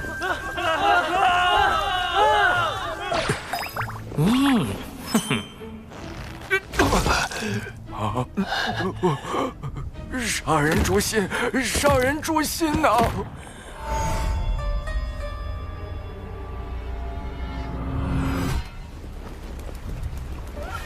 二师尊，此次是弟子技不如人，妖庭那边，弟子会设法斡旋。世间诸事，自有缘法，不可强求。文静，你可知错？属下何错之有？你与水神里应外合，截杀妖兵，将我与水神合谋的谣言坐实，是也不是？妖兵受水神蛊惑，属下担心他们将此事宣扬出去，这才出手灭口。属下所做的一切都是为了地藏大人您考虑。若今日之事让您在妖庭那边没法交代，您大可将属下交出去，属下不会有丝毫怨言。但您绝不可怀疑属下对您的忠心。你罢了。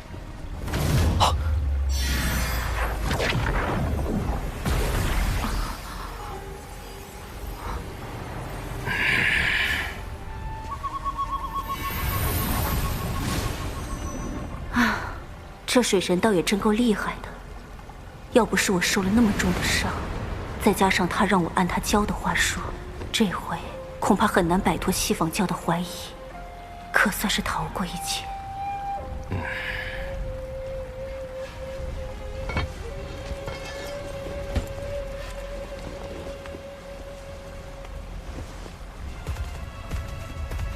主人，文静真的没问题吗？我看不出一丝破绽，那就是没问题的意思喽。没有破绽，往往有2个可能：一是真的，二是装的，且装得天衣无缝。我希望答案是前者。若是后者，水神的智谋已到了极高的境界，我西方教只恐，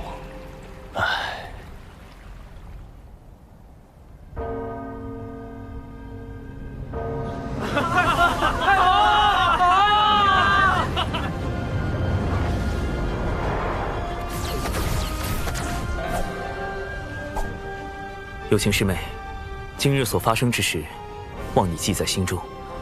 日后，我自会为你安排一条明路。玄雅定不负师兄期望。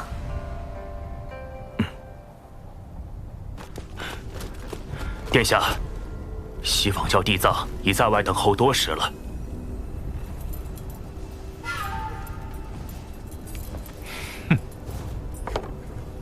为了这枚妖帝印玺，我妖庭折损了多少妖兵？你去告诉地藏，妖庭不会再与西方教合作。殿下，如此，不是正中那水神的挑拨之计。哼！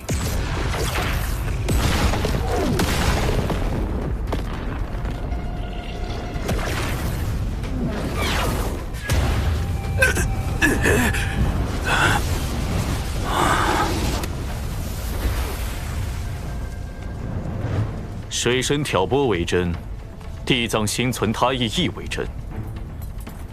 否则，他为何会派妖兵充当先锋军？看在妖帝印玺的份上，我暂且不追究地藏之责。但那劫杀我妖兵的血赤黑纹，最好一辈子别出门，否则我妖庭定将他碎尸万段。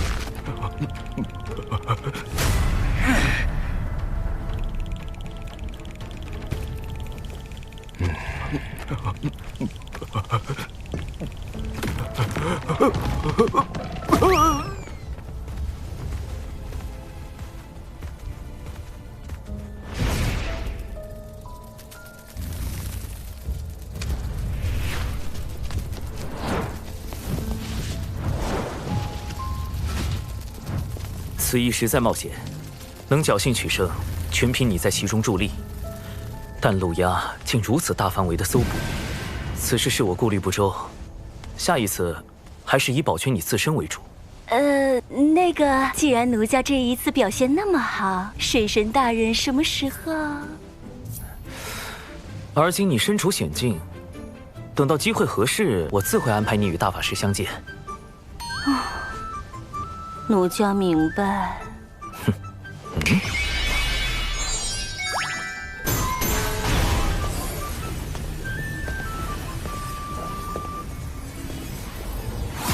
此物唤作周边，也叫谷子，乃是我老家的一种信物。好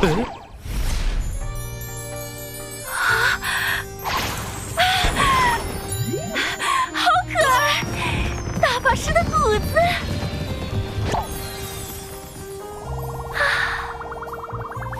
奴家谢过水神大人，谷子，谷子。文静这边终于安置妥当了。渡仙门一役，小琼峰虽然没有受到波及，但仍需升级防护措施。又到了喜闻乐见的小琼峰击剑环节。我宣布，小琼峰2期改造工程开工。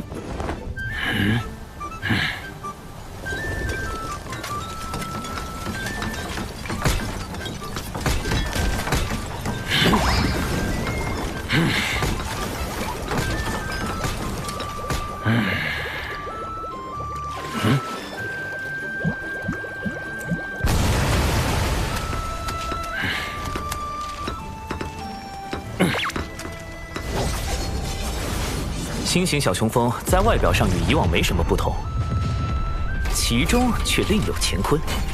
不但兼顾了洞府、板砖、自移动超级阵法炮台，还能凭芥子乾坤之法，令风中人一同缩小放大。底长寿版新型小琼峰，让跑路变得更加方便。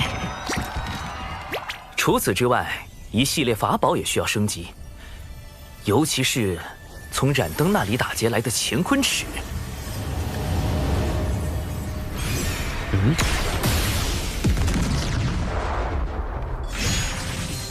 哇！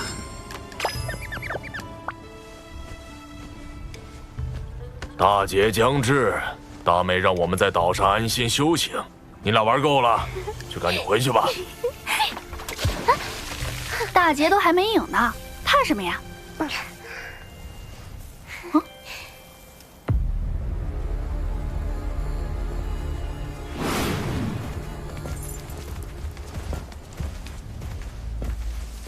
说什么灵山封山1000年，这地藏又在外面溜达了。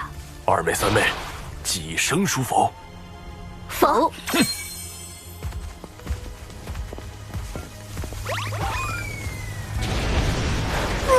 快来助我！有人好歹渡！大哥，你怎么了？你醒醒啊！西坊教地藏是你杀的大哥。贫道只是路过。大哥，你醒一醒啊！你们说是要公聊还是要私聊？我刚才可什么都看到了。今天不把话说清楚，就别想走。为什么洪荒会变成如今的模样？要说那地藏反应也是真的快，见我吐血也立马躺地上吐血。什么事情这样好笑？说来与我听听。和我们没关系，一切都是大哥的主意。就是。嘿，你们俩。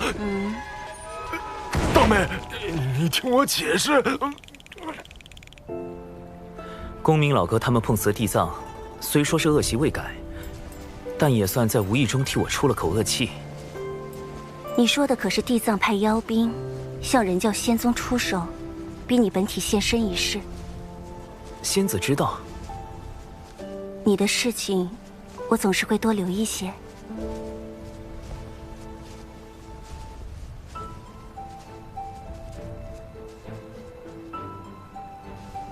人教仙宗遭遇妖兵袭击，天庭定不能坐视不理。昔年道祖因天庭代其行监管洪荒之权，我欲以天庭之名发布讨妖檄文，如此便师出有名。大劫将至，你虽在天庭行事，但也要小心。我近日总是心神不宁，怕是已有什么劫难应在我兄妹身上。2位妹妹，我能尽足3仙道，可大哥终究是我兄长。倘若劫难避无可避，我定会与你，我定会倾力相助。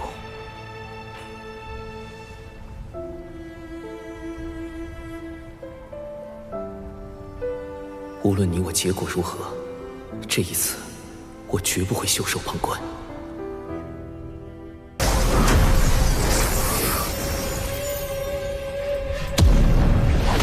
天庭此举，无非是想逼我现身，再无法躲在暗处算计。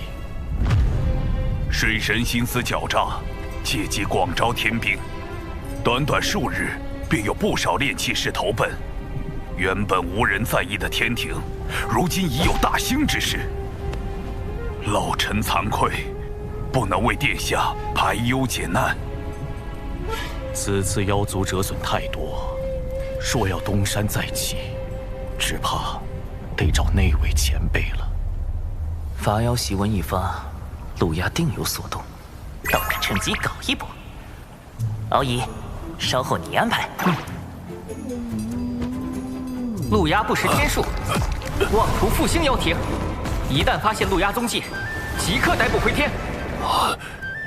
陆压前辈有危险，盼前辈平安度过艰险，大吉大利。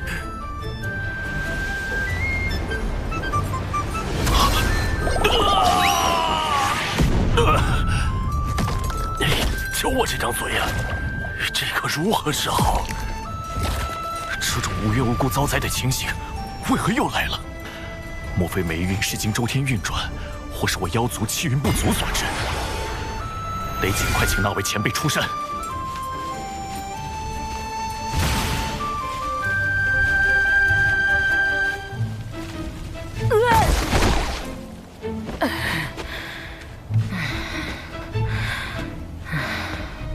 10卦9不准，一天算10卦。今天10卦用完了，客人改日再来。前辈既留在此地等我，何以低头不见？小老儿见过您。夫人，您印堂发黑，似有血光之灾。正是有这般灾祸，才来寻前辈指点一二。望前辈念在昔日旧情，帮一帮我。我跟您认识。我族被欺凌至此，前辈当真不愿诛？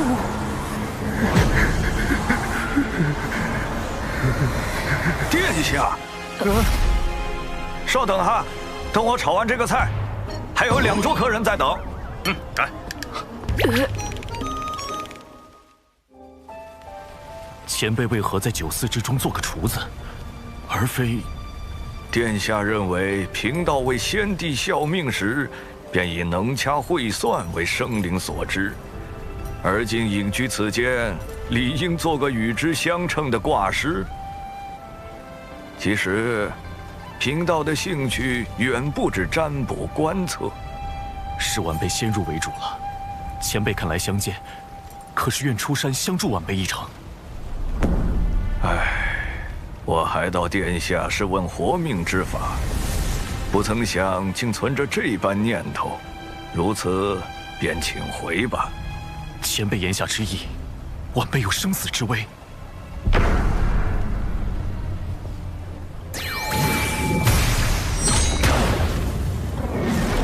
大祸不远矣！天庭水神千方百计害我，阻我妖庭复兴大业，望前辈救我。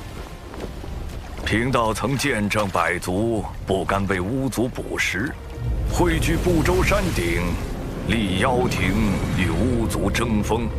但百族压过巫族后，却开始了无尽的征伐和奴役。妖庭败落是应得的因果。那些喊着复兴妖庭的家伙，不过是想借机行奴役之事。殿下莫要因此纠结前世。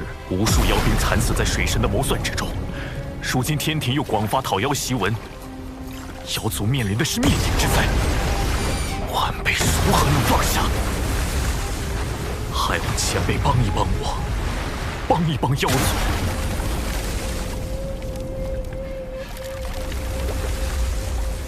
妖庭已无力改变败局，我的9个孩子已经在大战中死去，如今唯剩1子。但这孩子有3次生死大劫，望先生解救于他，西河感激不尽。老臣的命是娘娘救下的，但有所托，老臣必不辱命。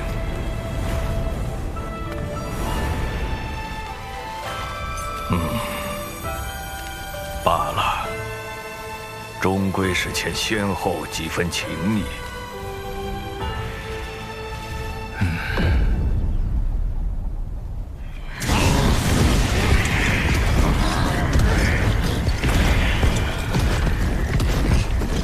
天庭欺我妖族良善，偏帮巫族道门，妖族处处退避，百般忍让，换来的却是一道讨妖檄文。今日，陆压以妖庭太子名义发此檄文，即日起，妖族不再遵天庭之命。说的跟以前听过天庭号令一般。水神大人，这些妖族凶到就差直接咬人了，咱们何时起兵伐妖？妖族派系凌厉，难以一心。此时出兵，反倒会促使他们结盟。那时天兵会死伤几何？一旦伤亡过大，哪怕顺利镇压，天庭实力亦会暴露。倘若再败，天威荡然无存。是小神莽撞，思虑不周，望水神见谅。不过妖族不尊天庭，便是不尊天道。诸位身负神职，何不用天道之力削他几层皮？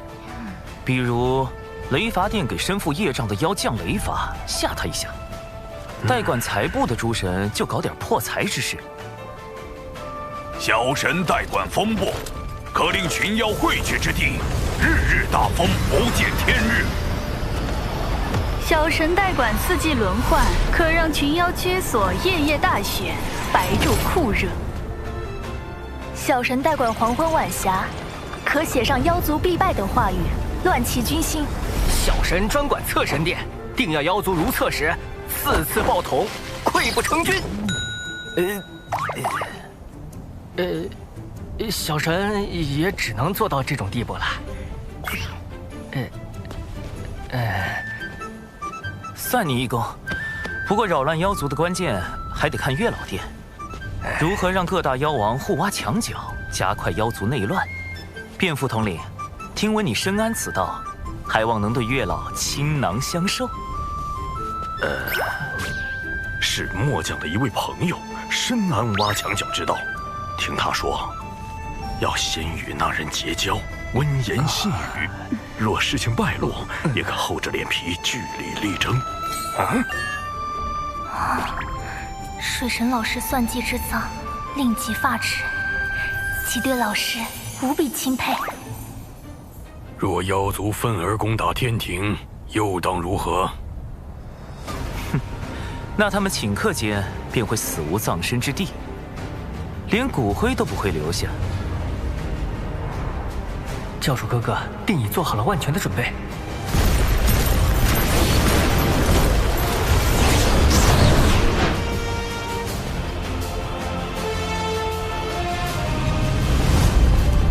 传令四海，整军待命，随时驰援天庭。是。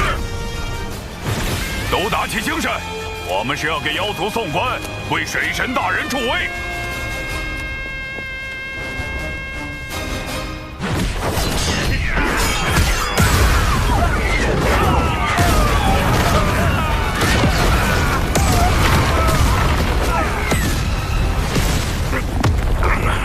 你让老子失去拦妖的尊严，老子让你失去这条命！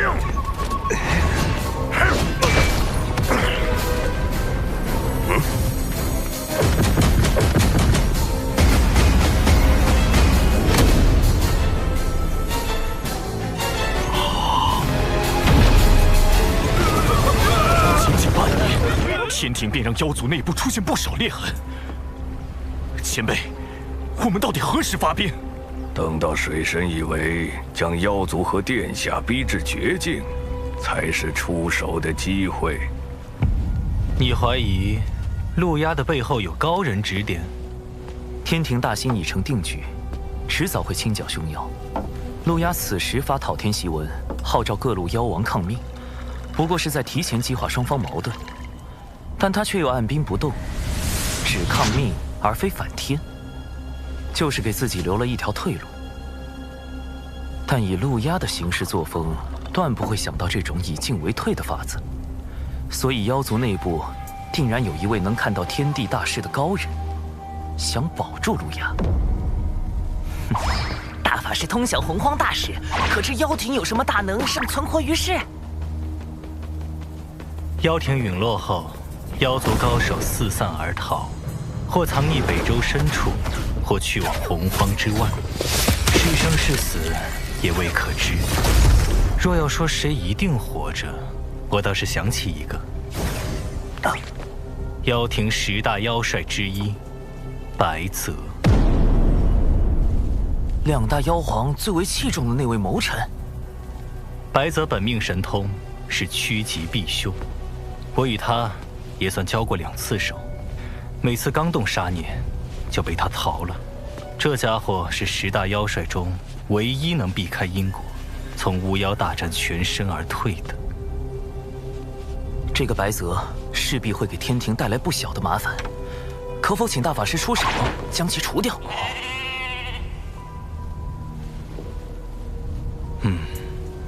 不过这家伙对付起来有点麻烦，我得多耗费一些时日才行。或可利用白泽的神通阴阳逆转，引他入瓮。破局之法便在锦囊之中，不到危急关头切莫打开。殿下，这是贫道最后一次帮您了。前辈要走？水神定已察觉到贫道，现在不走就真的走不了了。不过贫道还要再叮嘱殿下，切莫与水神为敌。玉帝忌惮您是忌惮妖庭太子，可水神自始至终要杀的是陆压。这有何分别？我与水神并无深仇大恨，他为何如此？水神此人，贫道始终捉摸不透。海神庙只有5、6座时，贫道就已无法看清他的根脚，可见他早有防范，且一日未曾懈怠。水神行事确实周全到令人发指。不止，水神善忍耐，且睚眦必报。当初您与金蝉合谋破开海眼，而后金蝉折于灵山，殿下伤于妖生山，地藏造谣道门半日不到，水神便串通3教大师兄，逼西方教认错。逼上灵山，何尝不是3教大师兄有意促成？前辈对水神是否夸大其词了？贫道如今能告诉殿下的，便是水神修行至今，绝不超过500年。这怎么可能？此人天赋之高，谋算之深，非我等可及。且面皮于他如无物，宝物宝财如烟云。最让人钦佩的，便是见利而不忘义。贫道虽未与他打过照面，但仿佛神交已久。不可设法除掉水神吗？动他，最先落到你头顶的，不是太清圣人的太极图，也不是通天教主的清平剑，而是道祖的紫霄神雷。殿下莫要多问，贫道不敢沾他半点因果。若依锦囊所说行事，尚有一条活路。妖庭早已不复存在，望殿下放下执念，及时回头啊！人情已还上，咱们今后便不多见吧。殿下保重。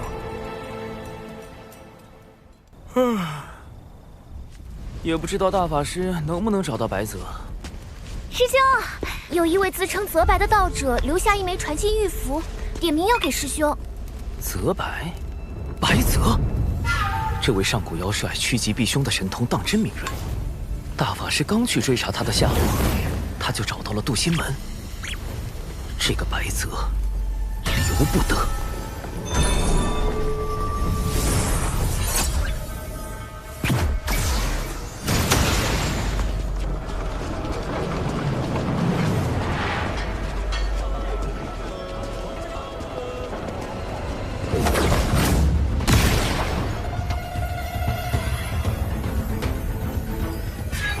神饶命！是白泽留下的传音，好狡猾。水神饶命！水神饶命！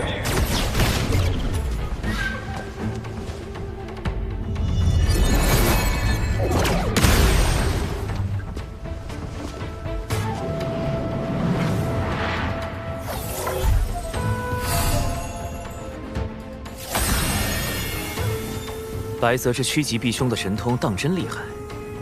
大法师刚去追查，求饶信就来了。师兄，这封信难道不是拿你的根脚来威胁吗？我倒觉得他真的是在求饶。他的威胁根本构不成。他点破我们根脚，我们就搬到兜率宫旁，与老君为邻。但我必会对他从忌惮转为恨。如此，反倒断了他的活路。既是求饶，为什么不直接来找你呢？他不敢。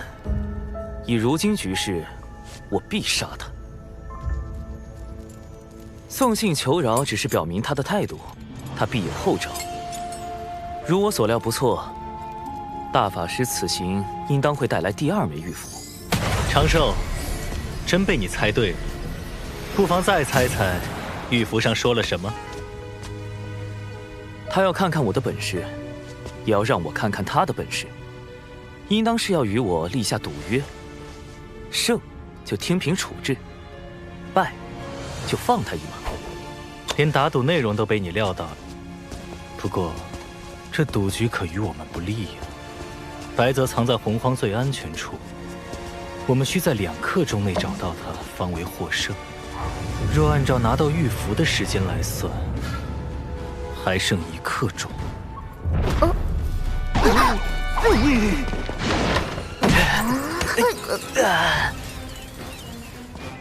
最安全之处啊！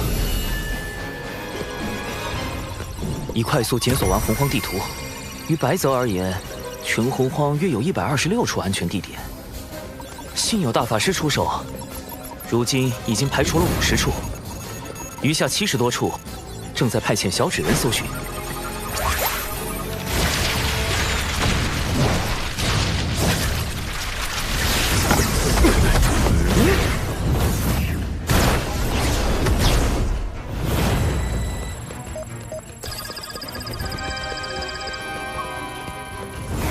师兄，时间不多了。怎么关键时候卡住了？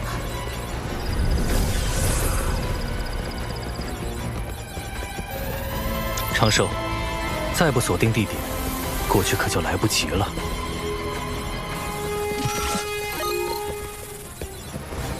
灵娥，大法师，你们来寻。什么？我们？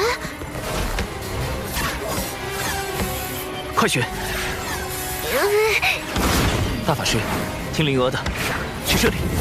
听我的。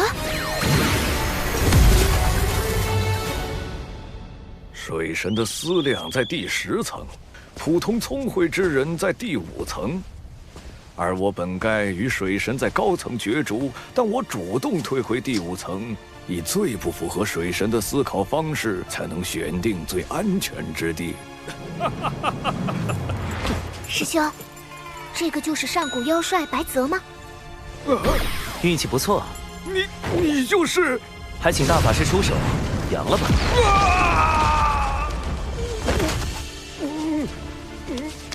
白泽是洪荒少有的高雅之士，定宁死不屈，不如杀了，成全他与妖庭同生共死的名声。这般不妥，他身上没有业障，也有瑞兽名头。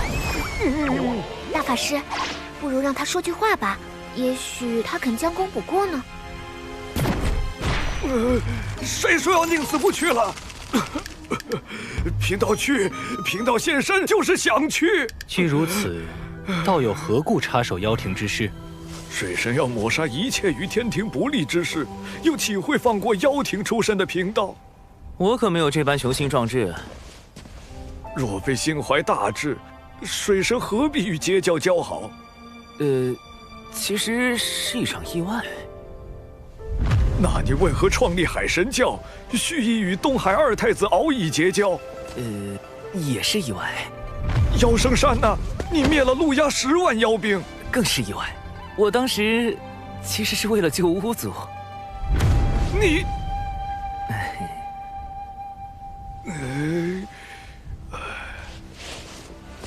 你之志向究竟为何？你不觉得在洪荒这般凶险之地，能安稳活着便已十分不易了吗？还要什么志向？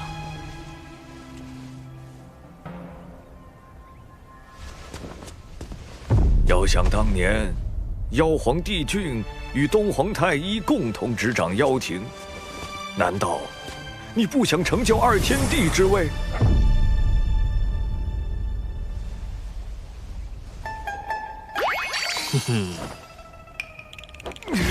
我枉费心机，设下此番赌约，本是心存辅佐明主之意，却不想你竟如此胸无大志。唉，道友，时代变了。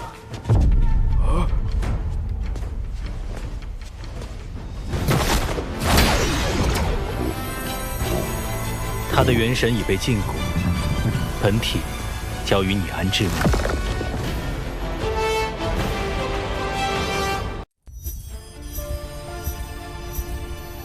师兄，你究竟是怎么找到白泽的？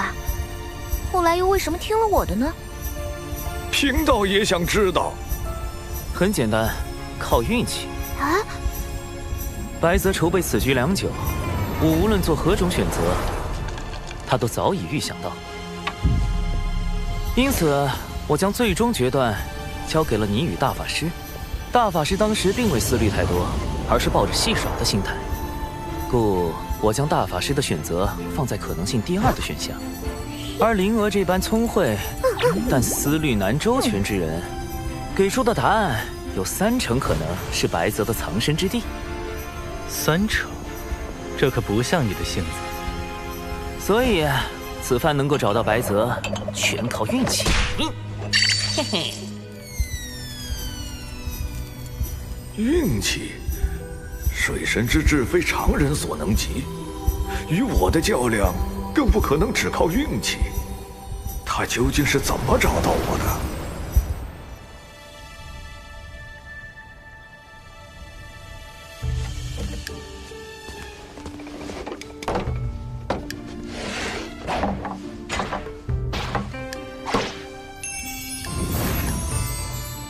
师兄，白泽前辈，请慢用。师兄，咱们把白泽安置在门内黑池峰，是不是离小琼峰太近了？大法师有意留白泽一条性命，我自不能杀了白泽，但也不能放了他。面对这样的危险分子，最好是将他安排在身边不近不远之处，再借机收服。前辈，请。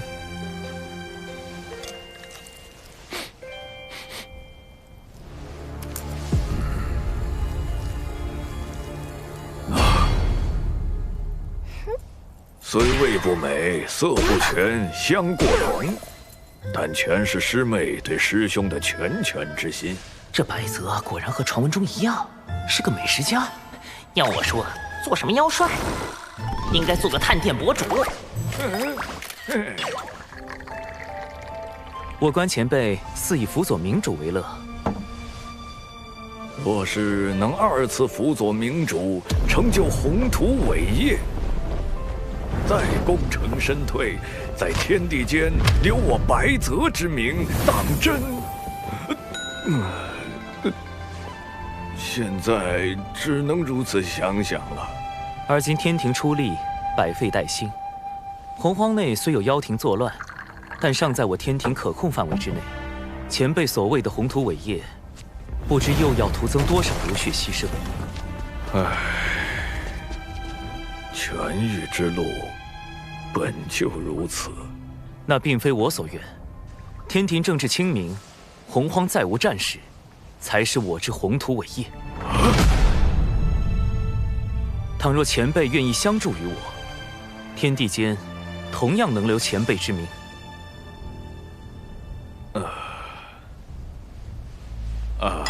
这鱼要是再浇一点，就更香了。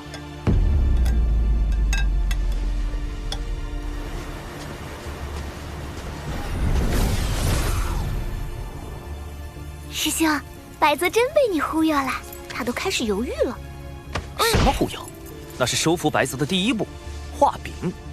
谁说登顶2天地才是宏图伟业？希望天下太平，一样可以是宏图伟业。那第2步是什么呢？收服白泽第2步，名曰交心。他既然喜好美食，我们不如从美食入手。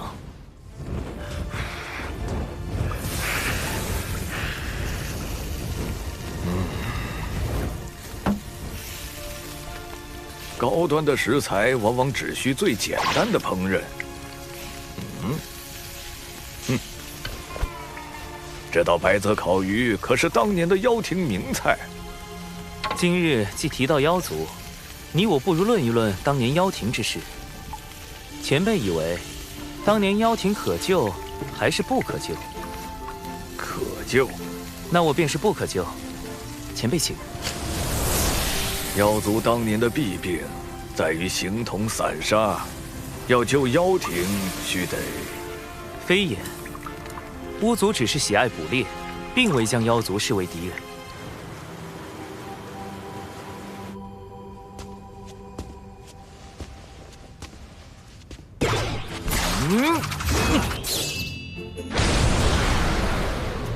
百族联合，形成了今日的妖族。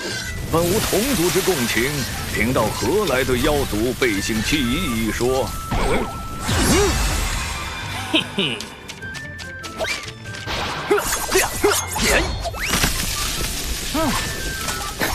您既做了花匠，享受栽培花朵、观其盛放的乐趣，便要忍受花朵枯败、零落成泥的落寞。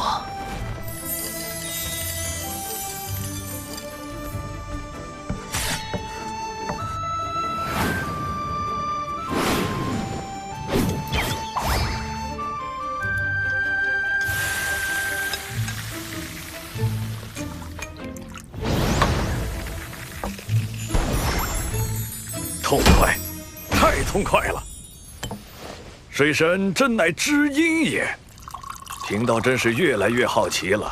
以水神之智，当日能够找到我，真的是凭运气吗？前辈以为我还有何种破解之法？师兄，收服白泽的第3步是什么？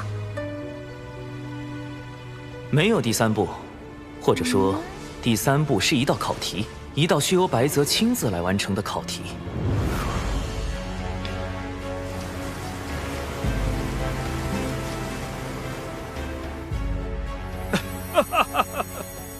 前辈这是……好你个水神，说什么寻到贫道是因运气好，贫道一直到今日才想明白。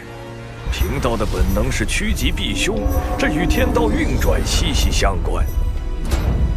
而你当时想的是，若这次找不到，下次遇见就杀了我，天道就会认为这次被你找到能活则为吉，下次被找到必死则为凶，所以天道便将我引到了你们最后选的答案。此等谋算，你说是运气保全贫道最后一点面皮，贫道服了，当真服了。水神在上，请受白泽一拜。白泽日后甘为水神驱使，绝无二心。白先生，请起。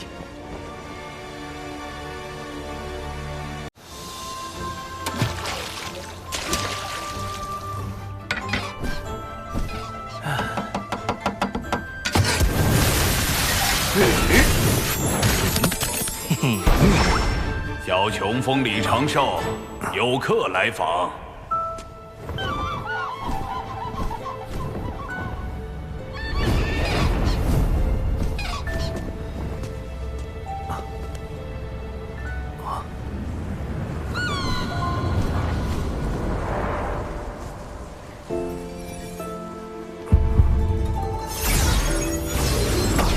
是掌门令。持此令牌，长寿可随意带人进出山门。多谢掌门厚爱。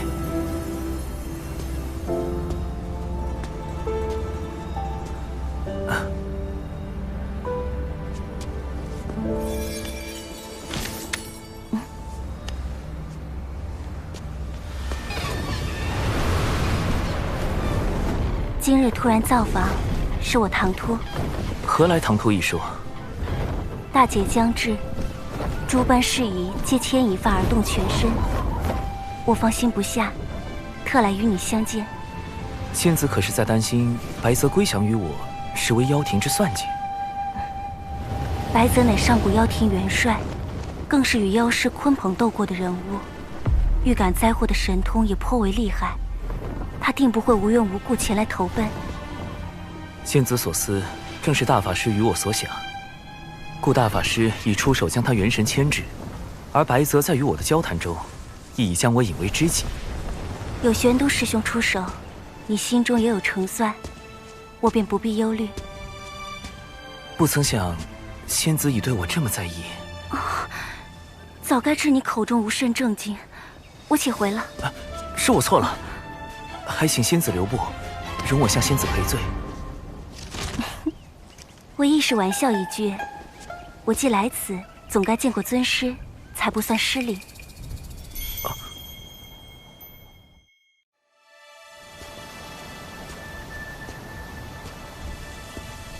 师父，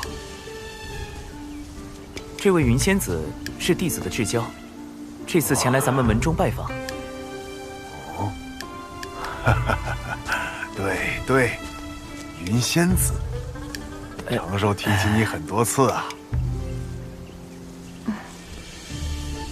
请。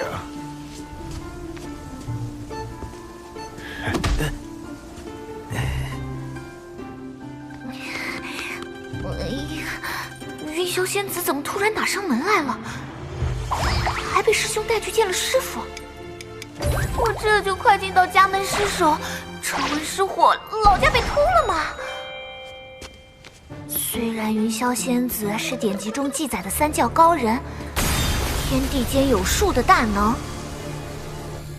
但我也不能就这般把师兄拱手相让啊！况且我做了师兄这么多年的贴心小坎肩，要论在师兄心底的位置，我也并不一定会输给云霄仙子吧？这位便是你师妹吗？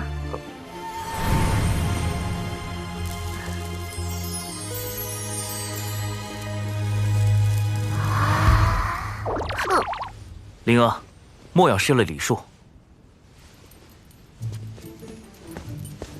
弟子见过云霄前辈。你我相交，不必论道门辈分。我虚长你许多缘会，你就如我三仙岛上琼霄、碧霄两位妹妹一般，称我一声姐姐便可。啊，她姐姐，这就要占我便宜了，动不动前来后到呀，大姐。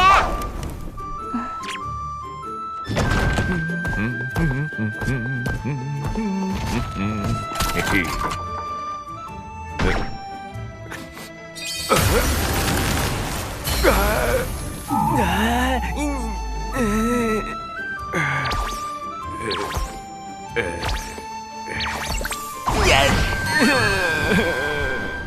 虽然知道云霄仙子应就是字面意思，但总觉得这个话题不能继续下去。可否让我与灵娥单独聊聊？啊？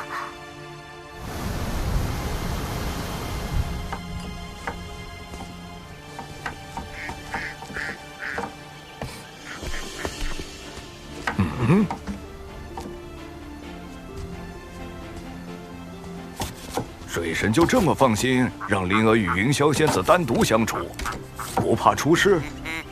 小琼峰的指人系统和防御阵法都已完善，灵儿与仙子应当不至于出什么事。哇！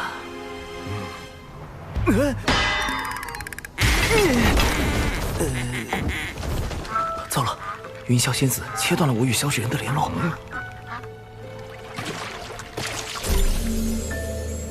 云霄仙子支开师兄，单独把我带来泛舟，还设下这隔绝探听的云雾法阵，是想干什么啊？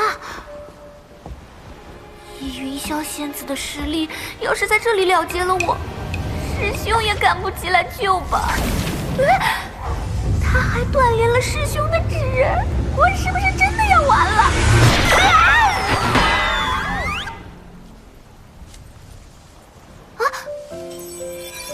灵儿是在害怕吗？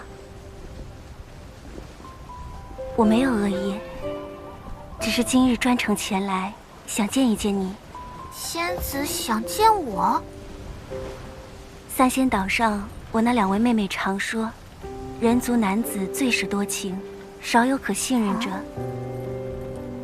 于是我去到俗世当中，想寻到一份关于男女之情、生灵姻缘的答案，却最终发现，我似乎错了。话题走向怎么跟我想的不太一样？他不是应该先宣示主权，再让我知难而退吗？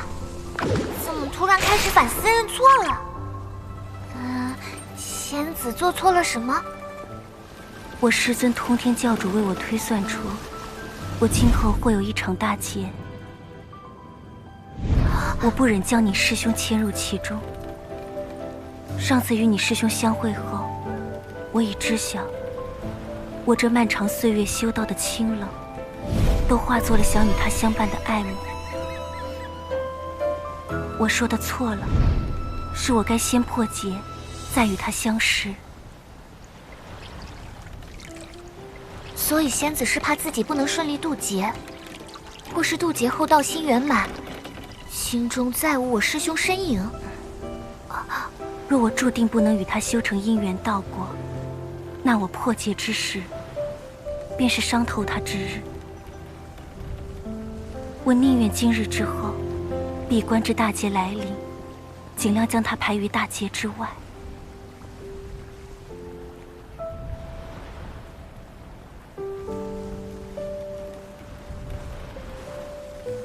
我命中之劫或凶险万分，我并无万全把握能安然度过。若我大劫无返，灵儿，可否拜托你照顾好他，莫要让他伤心难过。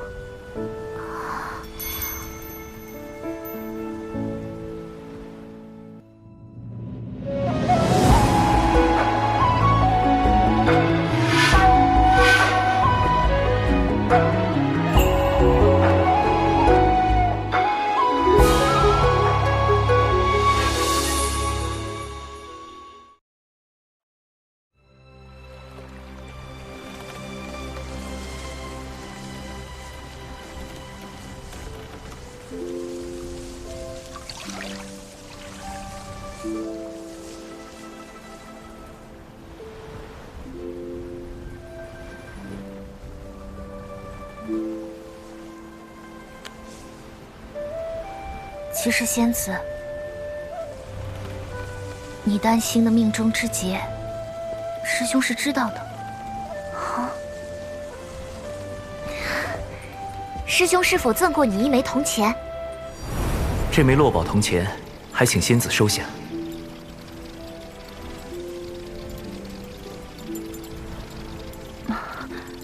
这个，对，虽然师兄未对我说过，但我几次见师兄画谋划图，其上的一团云应是代表仙子，在云旁边画的就是这样2枚长了小翅膀的铜钱。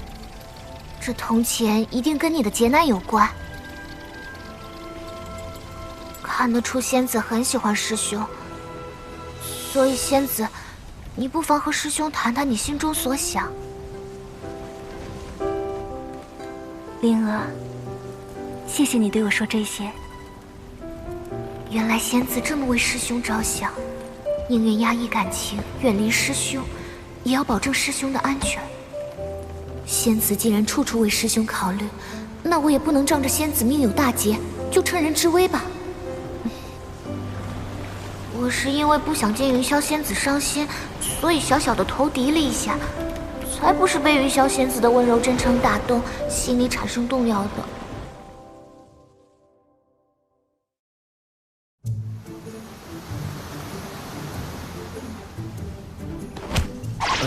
凌霄仙子要喝酒吗？我师兄亲手酿的。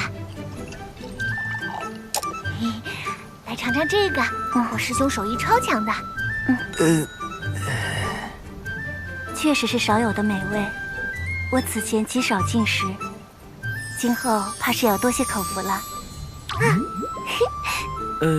要不我再给你煮碗面？不必了。灵娥竟能与凌霄仙子如此和谐，真是厉害。来尝尝这个。所以下午在灵湖上，他们俩到底聊了什么？我们去湖边看看，那边还有一个秋千。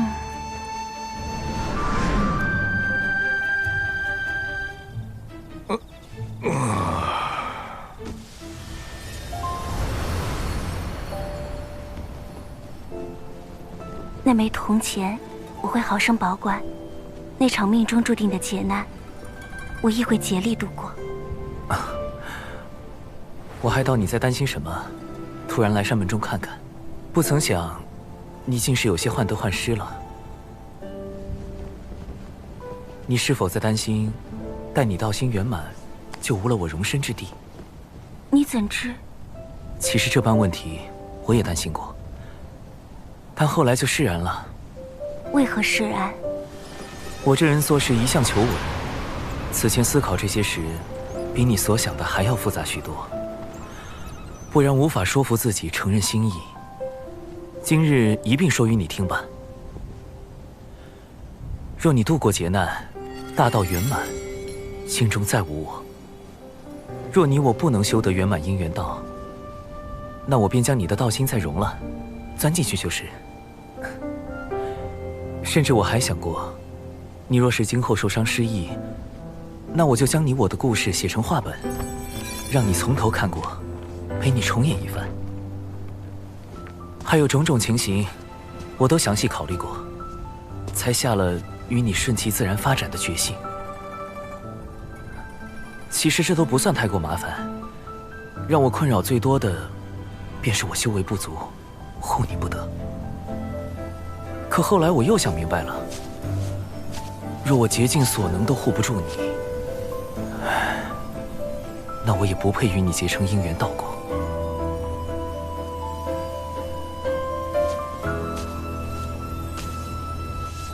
若我大劫过了，道心无你，我便毁了道心，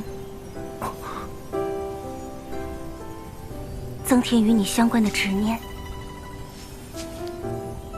你我可否以劫难为约？待我无劫无灾，可愿与我同游三界，寻遍星辰？愿。今日一约，心无迟疑，望你自保为上，量力而行。放心，我稳得很。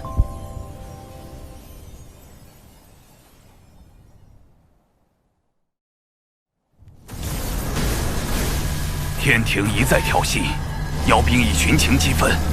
殿下，我们是时候出兵了。白泽前辈还是没有下落吗？各路小妖遍寻无果，不知白泽元帅是遁出了洪荒，还是遭了不测。想来是前辈不愿沾染此间事端，自寻了去处躲避凶祸，不必再找。天庭假公济私，借天道之力打压妖族，的确已不能再忍。妖族能否重新在洪荒立足？妖庭能否重铸昔日荣光？成败在此一举。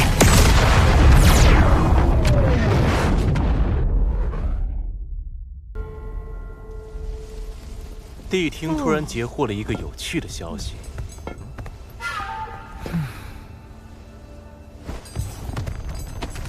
那我少不得要去妖族走上一趟了。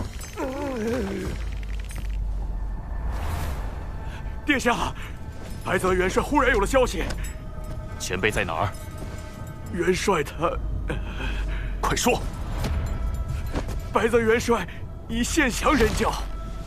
白泽前辈苦思破局之策，锦囊妙计助我忠心妖族，你敢无他生灵？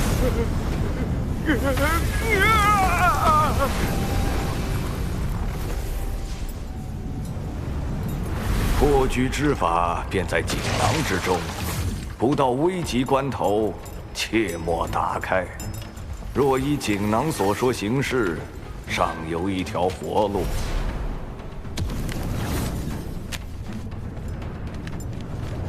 元帅是何指示？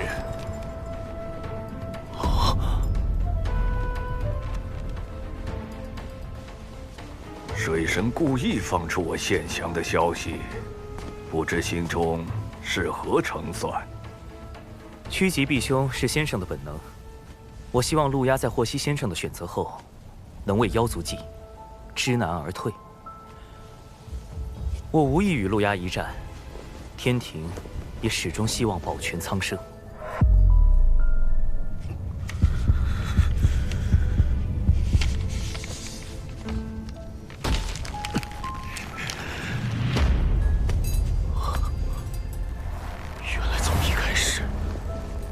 骗我的！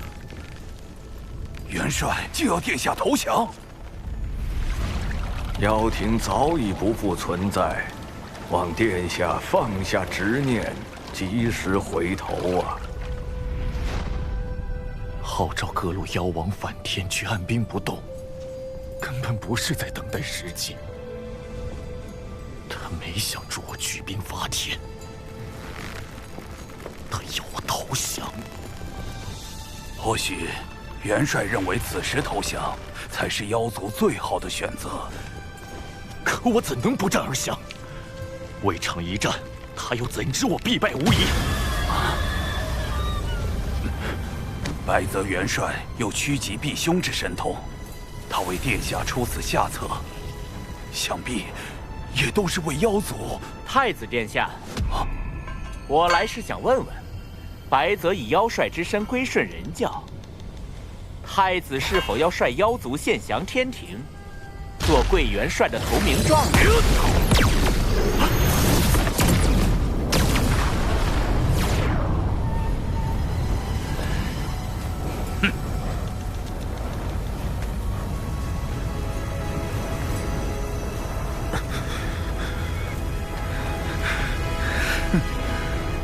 都在算计我，利用我，我岂能让你们得逞？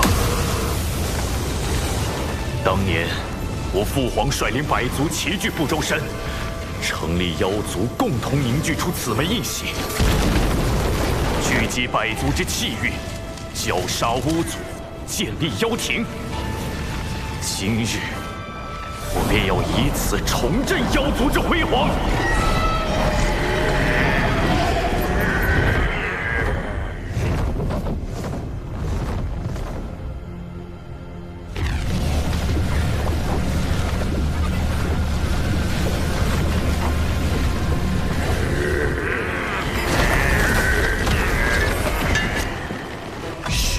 何丧，与子偕亡。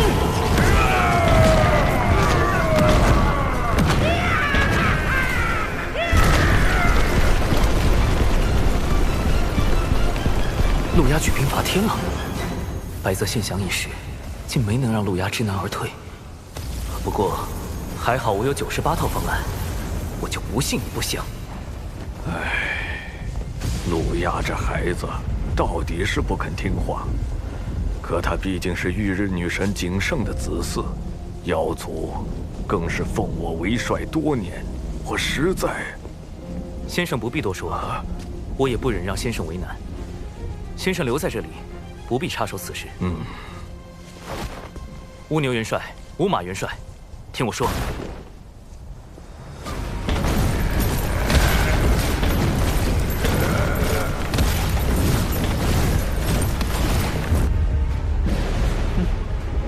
太子果然从不让人失望。都准备好了，此次陆压举兵与天庭一战，不好叫他一败涂地。我们不便出面公开与天庭为敌，已经吩咐文静另寻帮手了。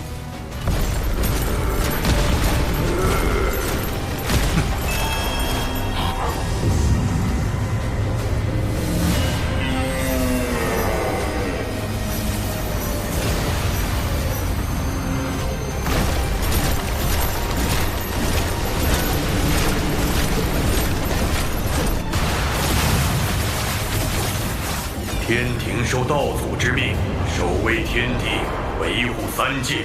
而今你妖族为一己私欲，挑起战火在先，不遵天道判罚在后。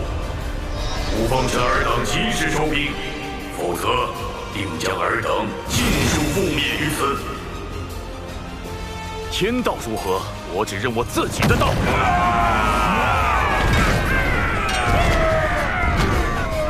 两位元帅，执行第1套劝降方案。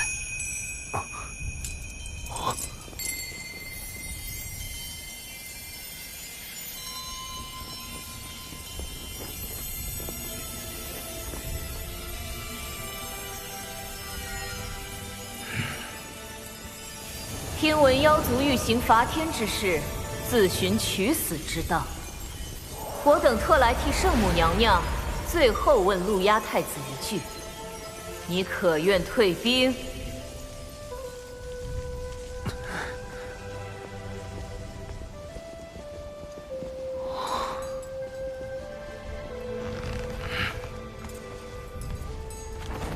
陆压谢娘娘多年庇护之恩。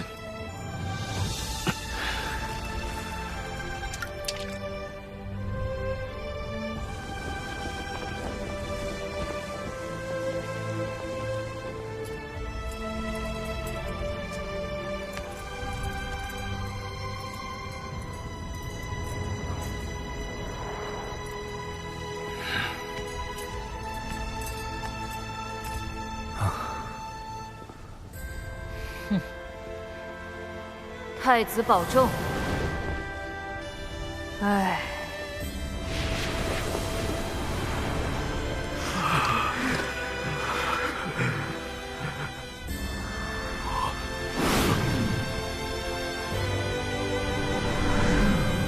哎，你们在干什么？搞错了，搞错了！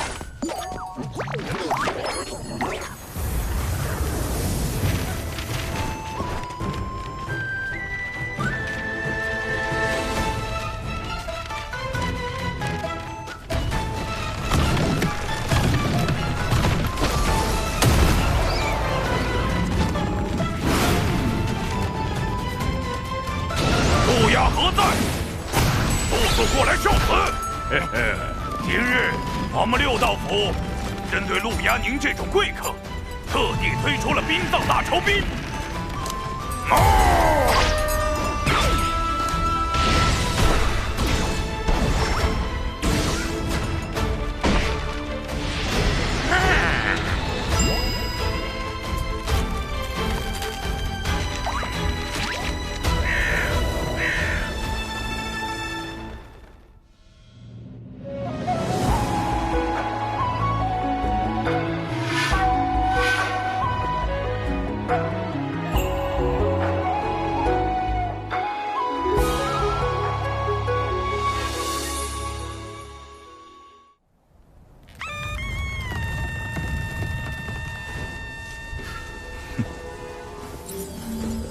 贵帅白泽都已归降，尔等还要执迷不悟？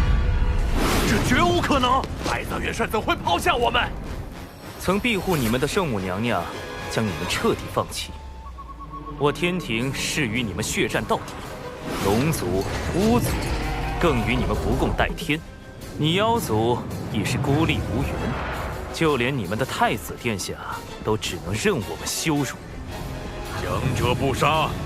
凡弃暗投明者，等论功行赏。他说的好像有点道理。妖族的敌人好像真的有点多，要不投降吧？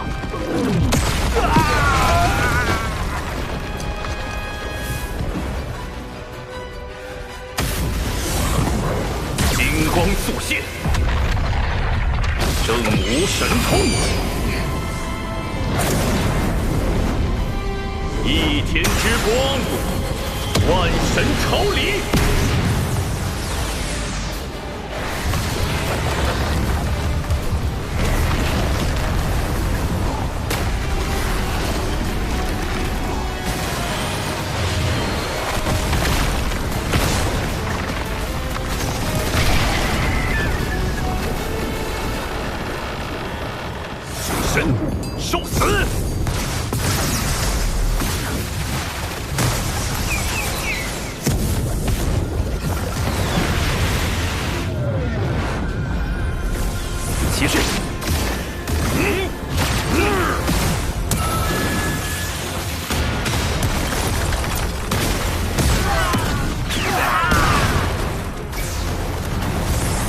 塔前辈，本塔又来揍你了！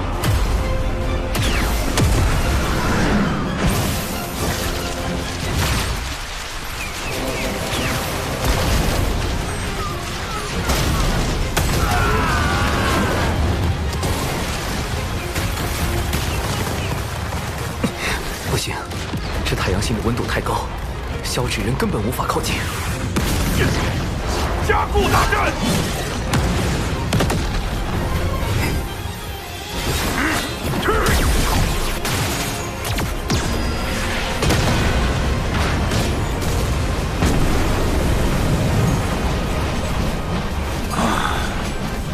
妖庭还在时，只为妖族太子化作时日，炙烤大地，不但害死我巫族夸父，还令整个洪荒生灵涂炭。幸有我巫族大义前辈出手，大造射日弓，将9名妖族太子射落。今日路亚竟又射日弓，共有几支箭？现在何处？您是说，当时一共打造了10支，还剩1支，就在我6道符安置着。拿来。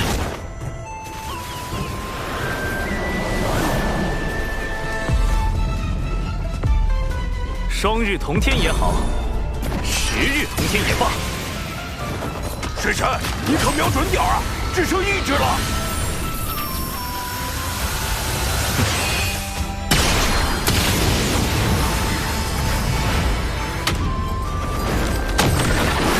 奉天之命。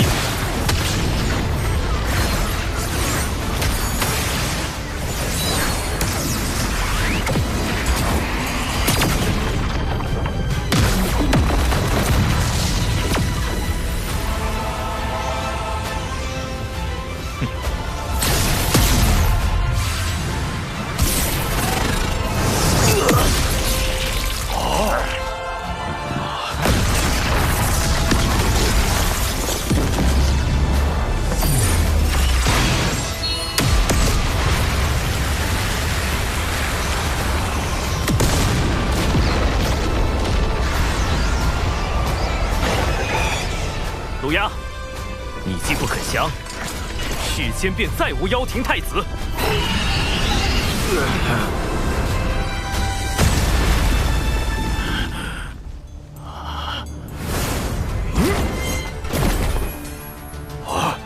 水神好准头，终是修为欠了火候，不似昔年大义前辈那般，一剑便能将其击毙。2位元帅，战场便交给你们了。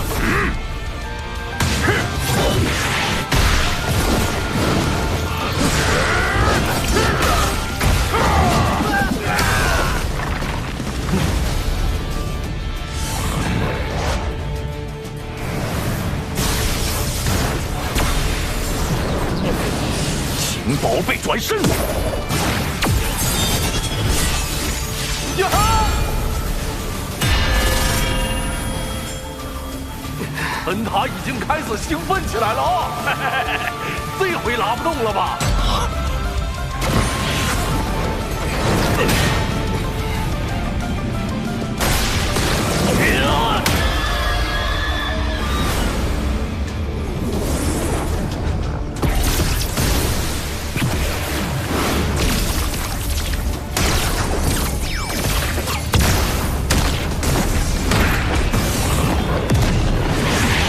？2位元帅，战场便交给你们了。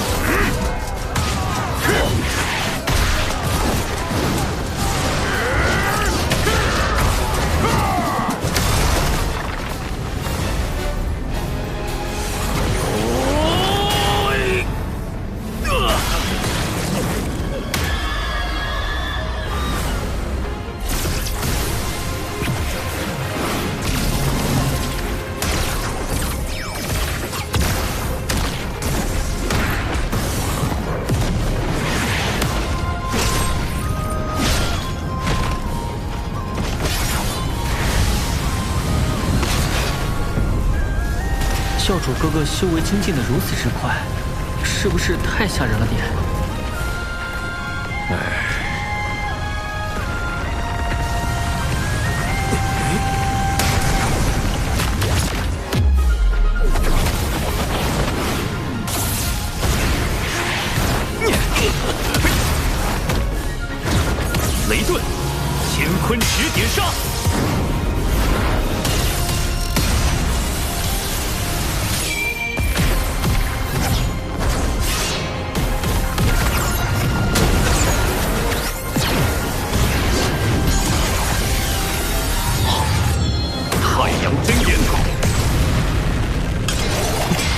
这是经紫金八卦炉升级的太清版乾坤池。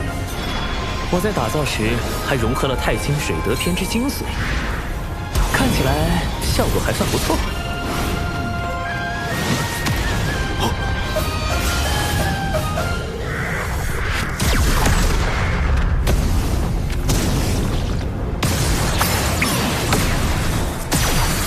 是修罗族先祖的阿鼻剑，水神小心！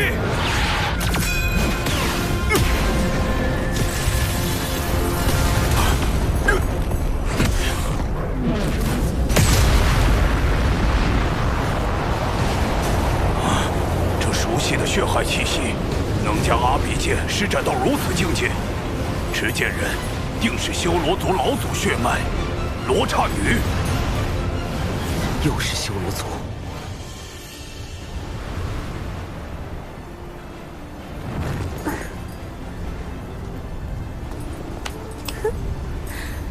文姨救到陆压了。哼，说了多少遍，不要叫我文姨。叫我女王大人。好的，文姨。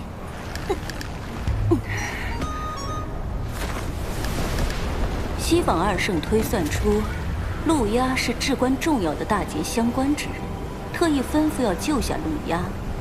水神大人莫追，否则该惊动圣人。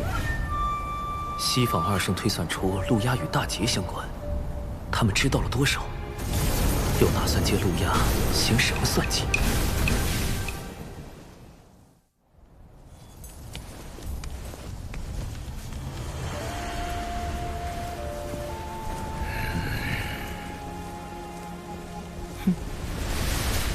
陆压太子，今日我命文静率罗刹女出手，将你从水神的乾坤尺下救出。你应当明白我西坊教的诚意，不妨考虑一下。哼哼，诚意。文静此前杀我大量妖族，逼我下了诛杀令。你白莲道人今日若主动将文静打杀在我面前，我就信贵教的诚意。陆压太子可真是会恩将仇报呢。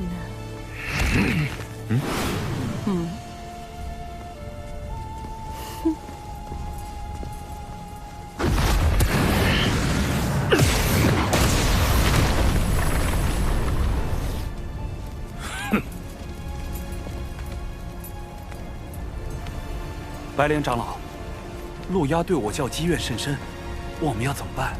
曾经的妖族太子，亦如丧家之犬。水神有无受伤？陆压已战败逃跑，妖族若有不想死的，速束手就擒，否则休怪天庭无情。饶命啊！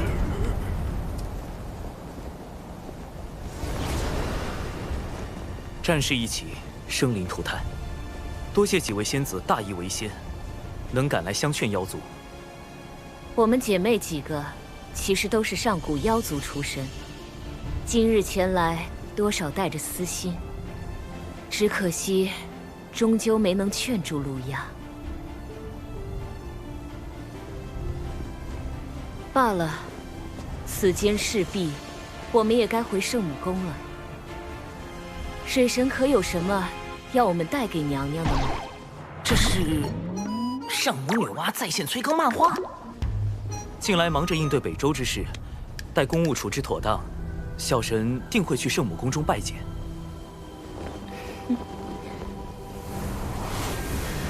圣母待水神当真亲厚。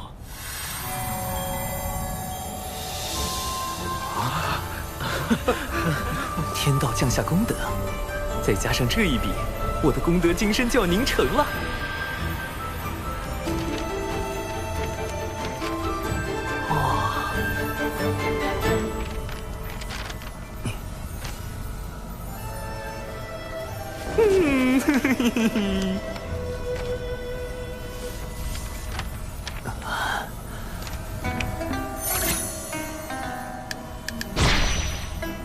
这也行？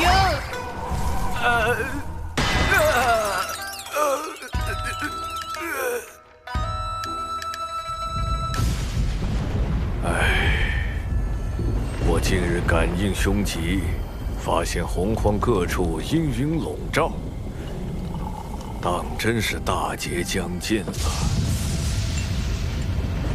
封神大劫，不是玉帝被三教弟子侮辱，从而去紫霄宫中告状，道祖才降下的吗？为何白泽现在就有感应？难道大劫要提前了？长寿，为师要去天庭述职。这个时候，师傅，你何必亲自去述职？我帮你打个招呼就是了。那怎么行？天庭之事，你就按章程办。为师现如今，连出个山门都不可了吗？如今天庭正是事多之时，师傅您不如等过些时日。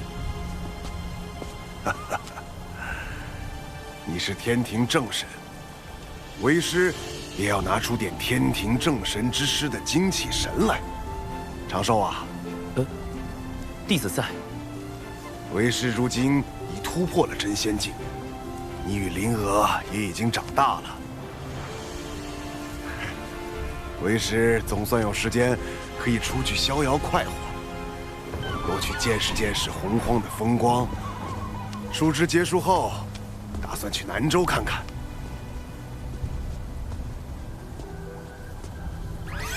我带了你的3个指道人一同去，半日就可回返。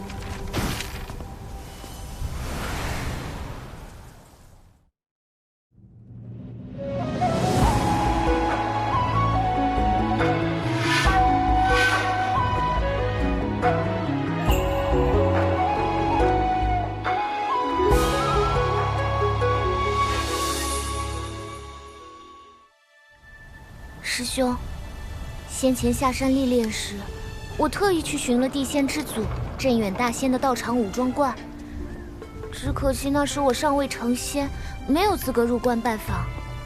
武装观，《西游记》里孙大圣偷去人参果的那个武装观。你是想为师父求人参果？听闻炼气士若服下此果，便能多活47000年。师兄，我也想帮帮师父，帮帮咱们小琼峰。也罢，你去就是。只是非常时期，你得再带上2名金仙境之人防身。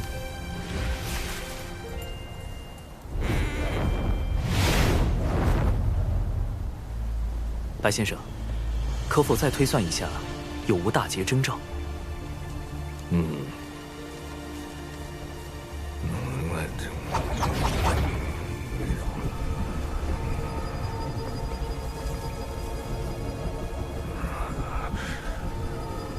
什么都感知不到，此前从未遇到过这般情形。白泽竟也无法感应。大法师，弟子欲询问大劫之事。大法师，大法师，怎么联系不上？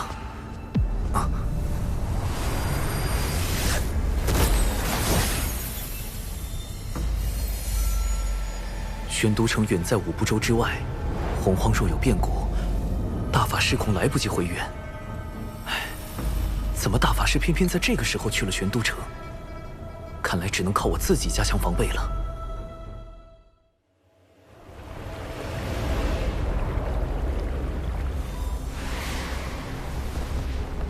师父已入南天门，师妹也顺利进了武装观，一切无虞。再以纸人化身去看看洪荒各处。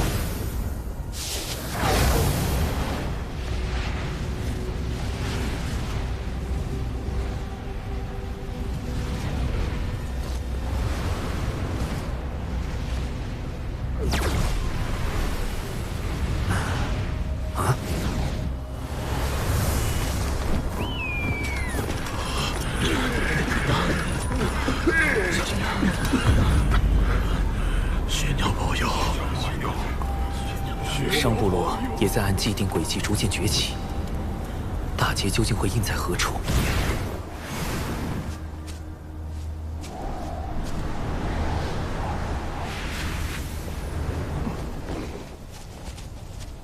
大劫将近，我已叮嘱大哥和2位妹妹，莫要轻易外出走动。劫运之下有诸多变数，仙子可凭这句纸人，随时与我商议。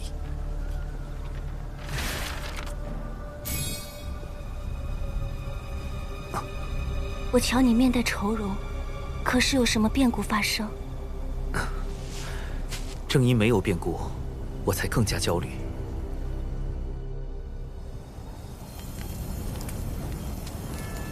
白莲长老，刚收到消息，玄都城生变，大法师已前去镇守。好机会，大法师一走，水神就好对付多了。水神说到底不过是个3阶正神，真正辅佐龙脊主持天庭事务的，是那位2阶正神。只要制住东木宫，便用以威胁天庭。我西坊教占尽优势，还怕他区区一个水神不成？不好了，白莲长老，方才陆压从山洞后方离开，不必追了。这一次，我要借陆压之手，挫一挫天庭的锐气。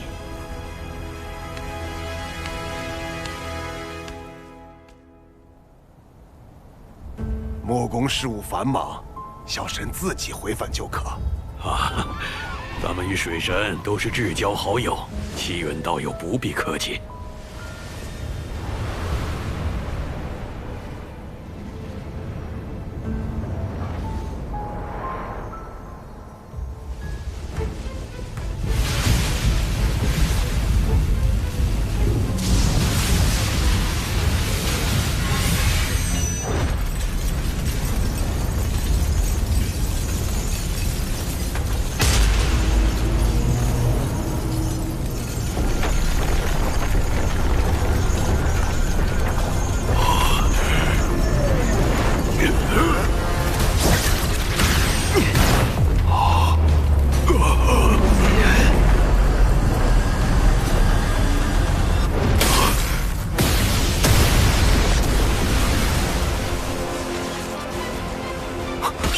出事了！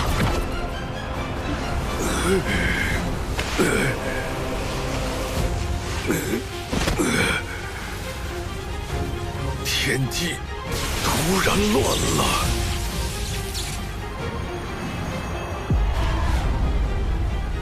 天机一乱，大劫将至。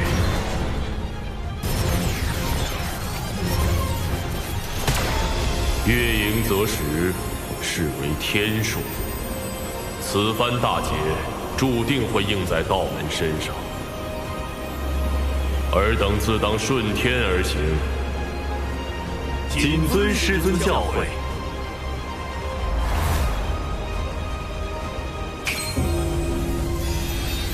道门盛极而衰的劫难，多数会落在我截教头上。但凡大劫，必先兴起杀意。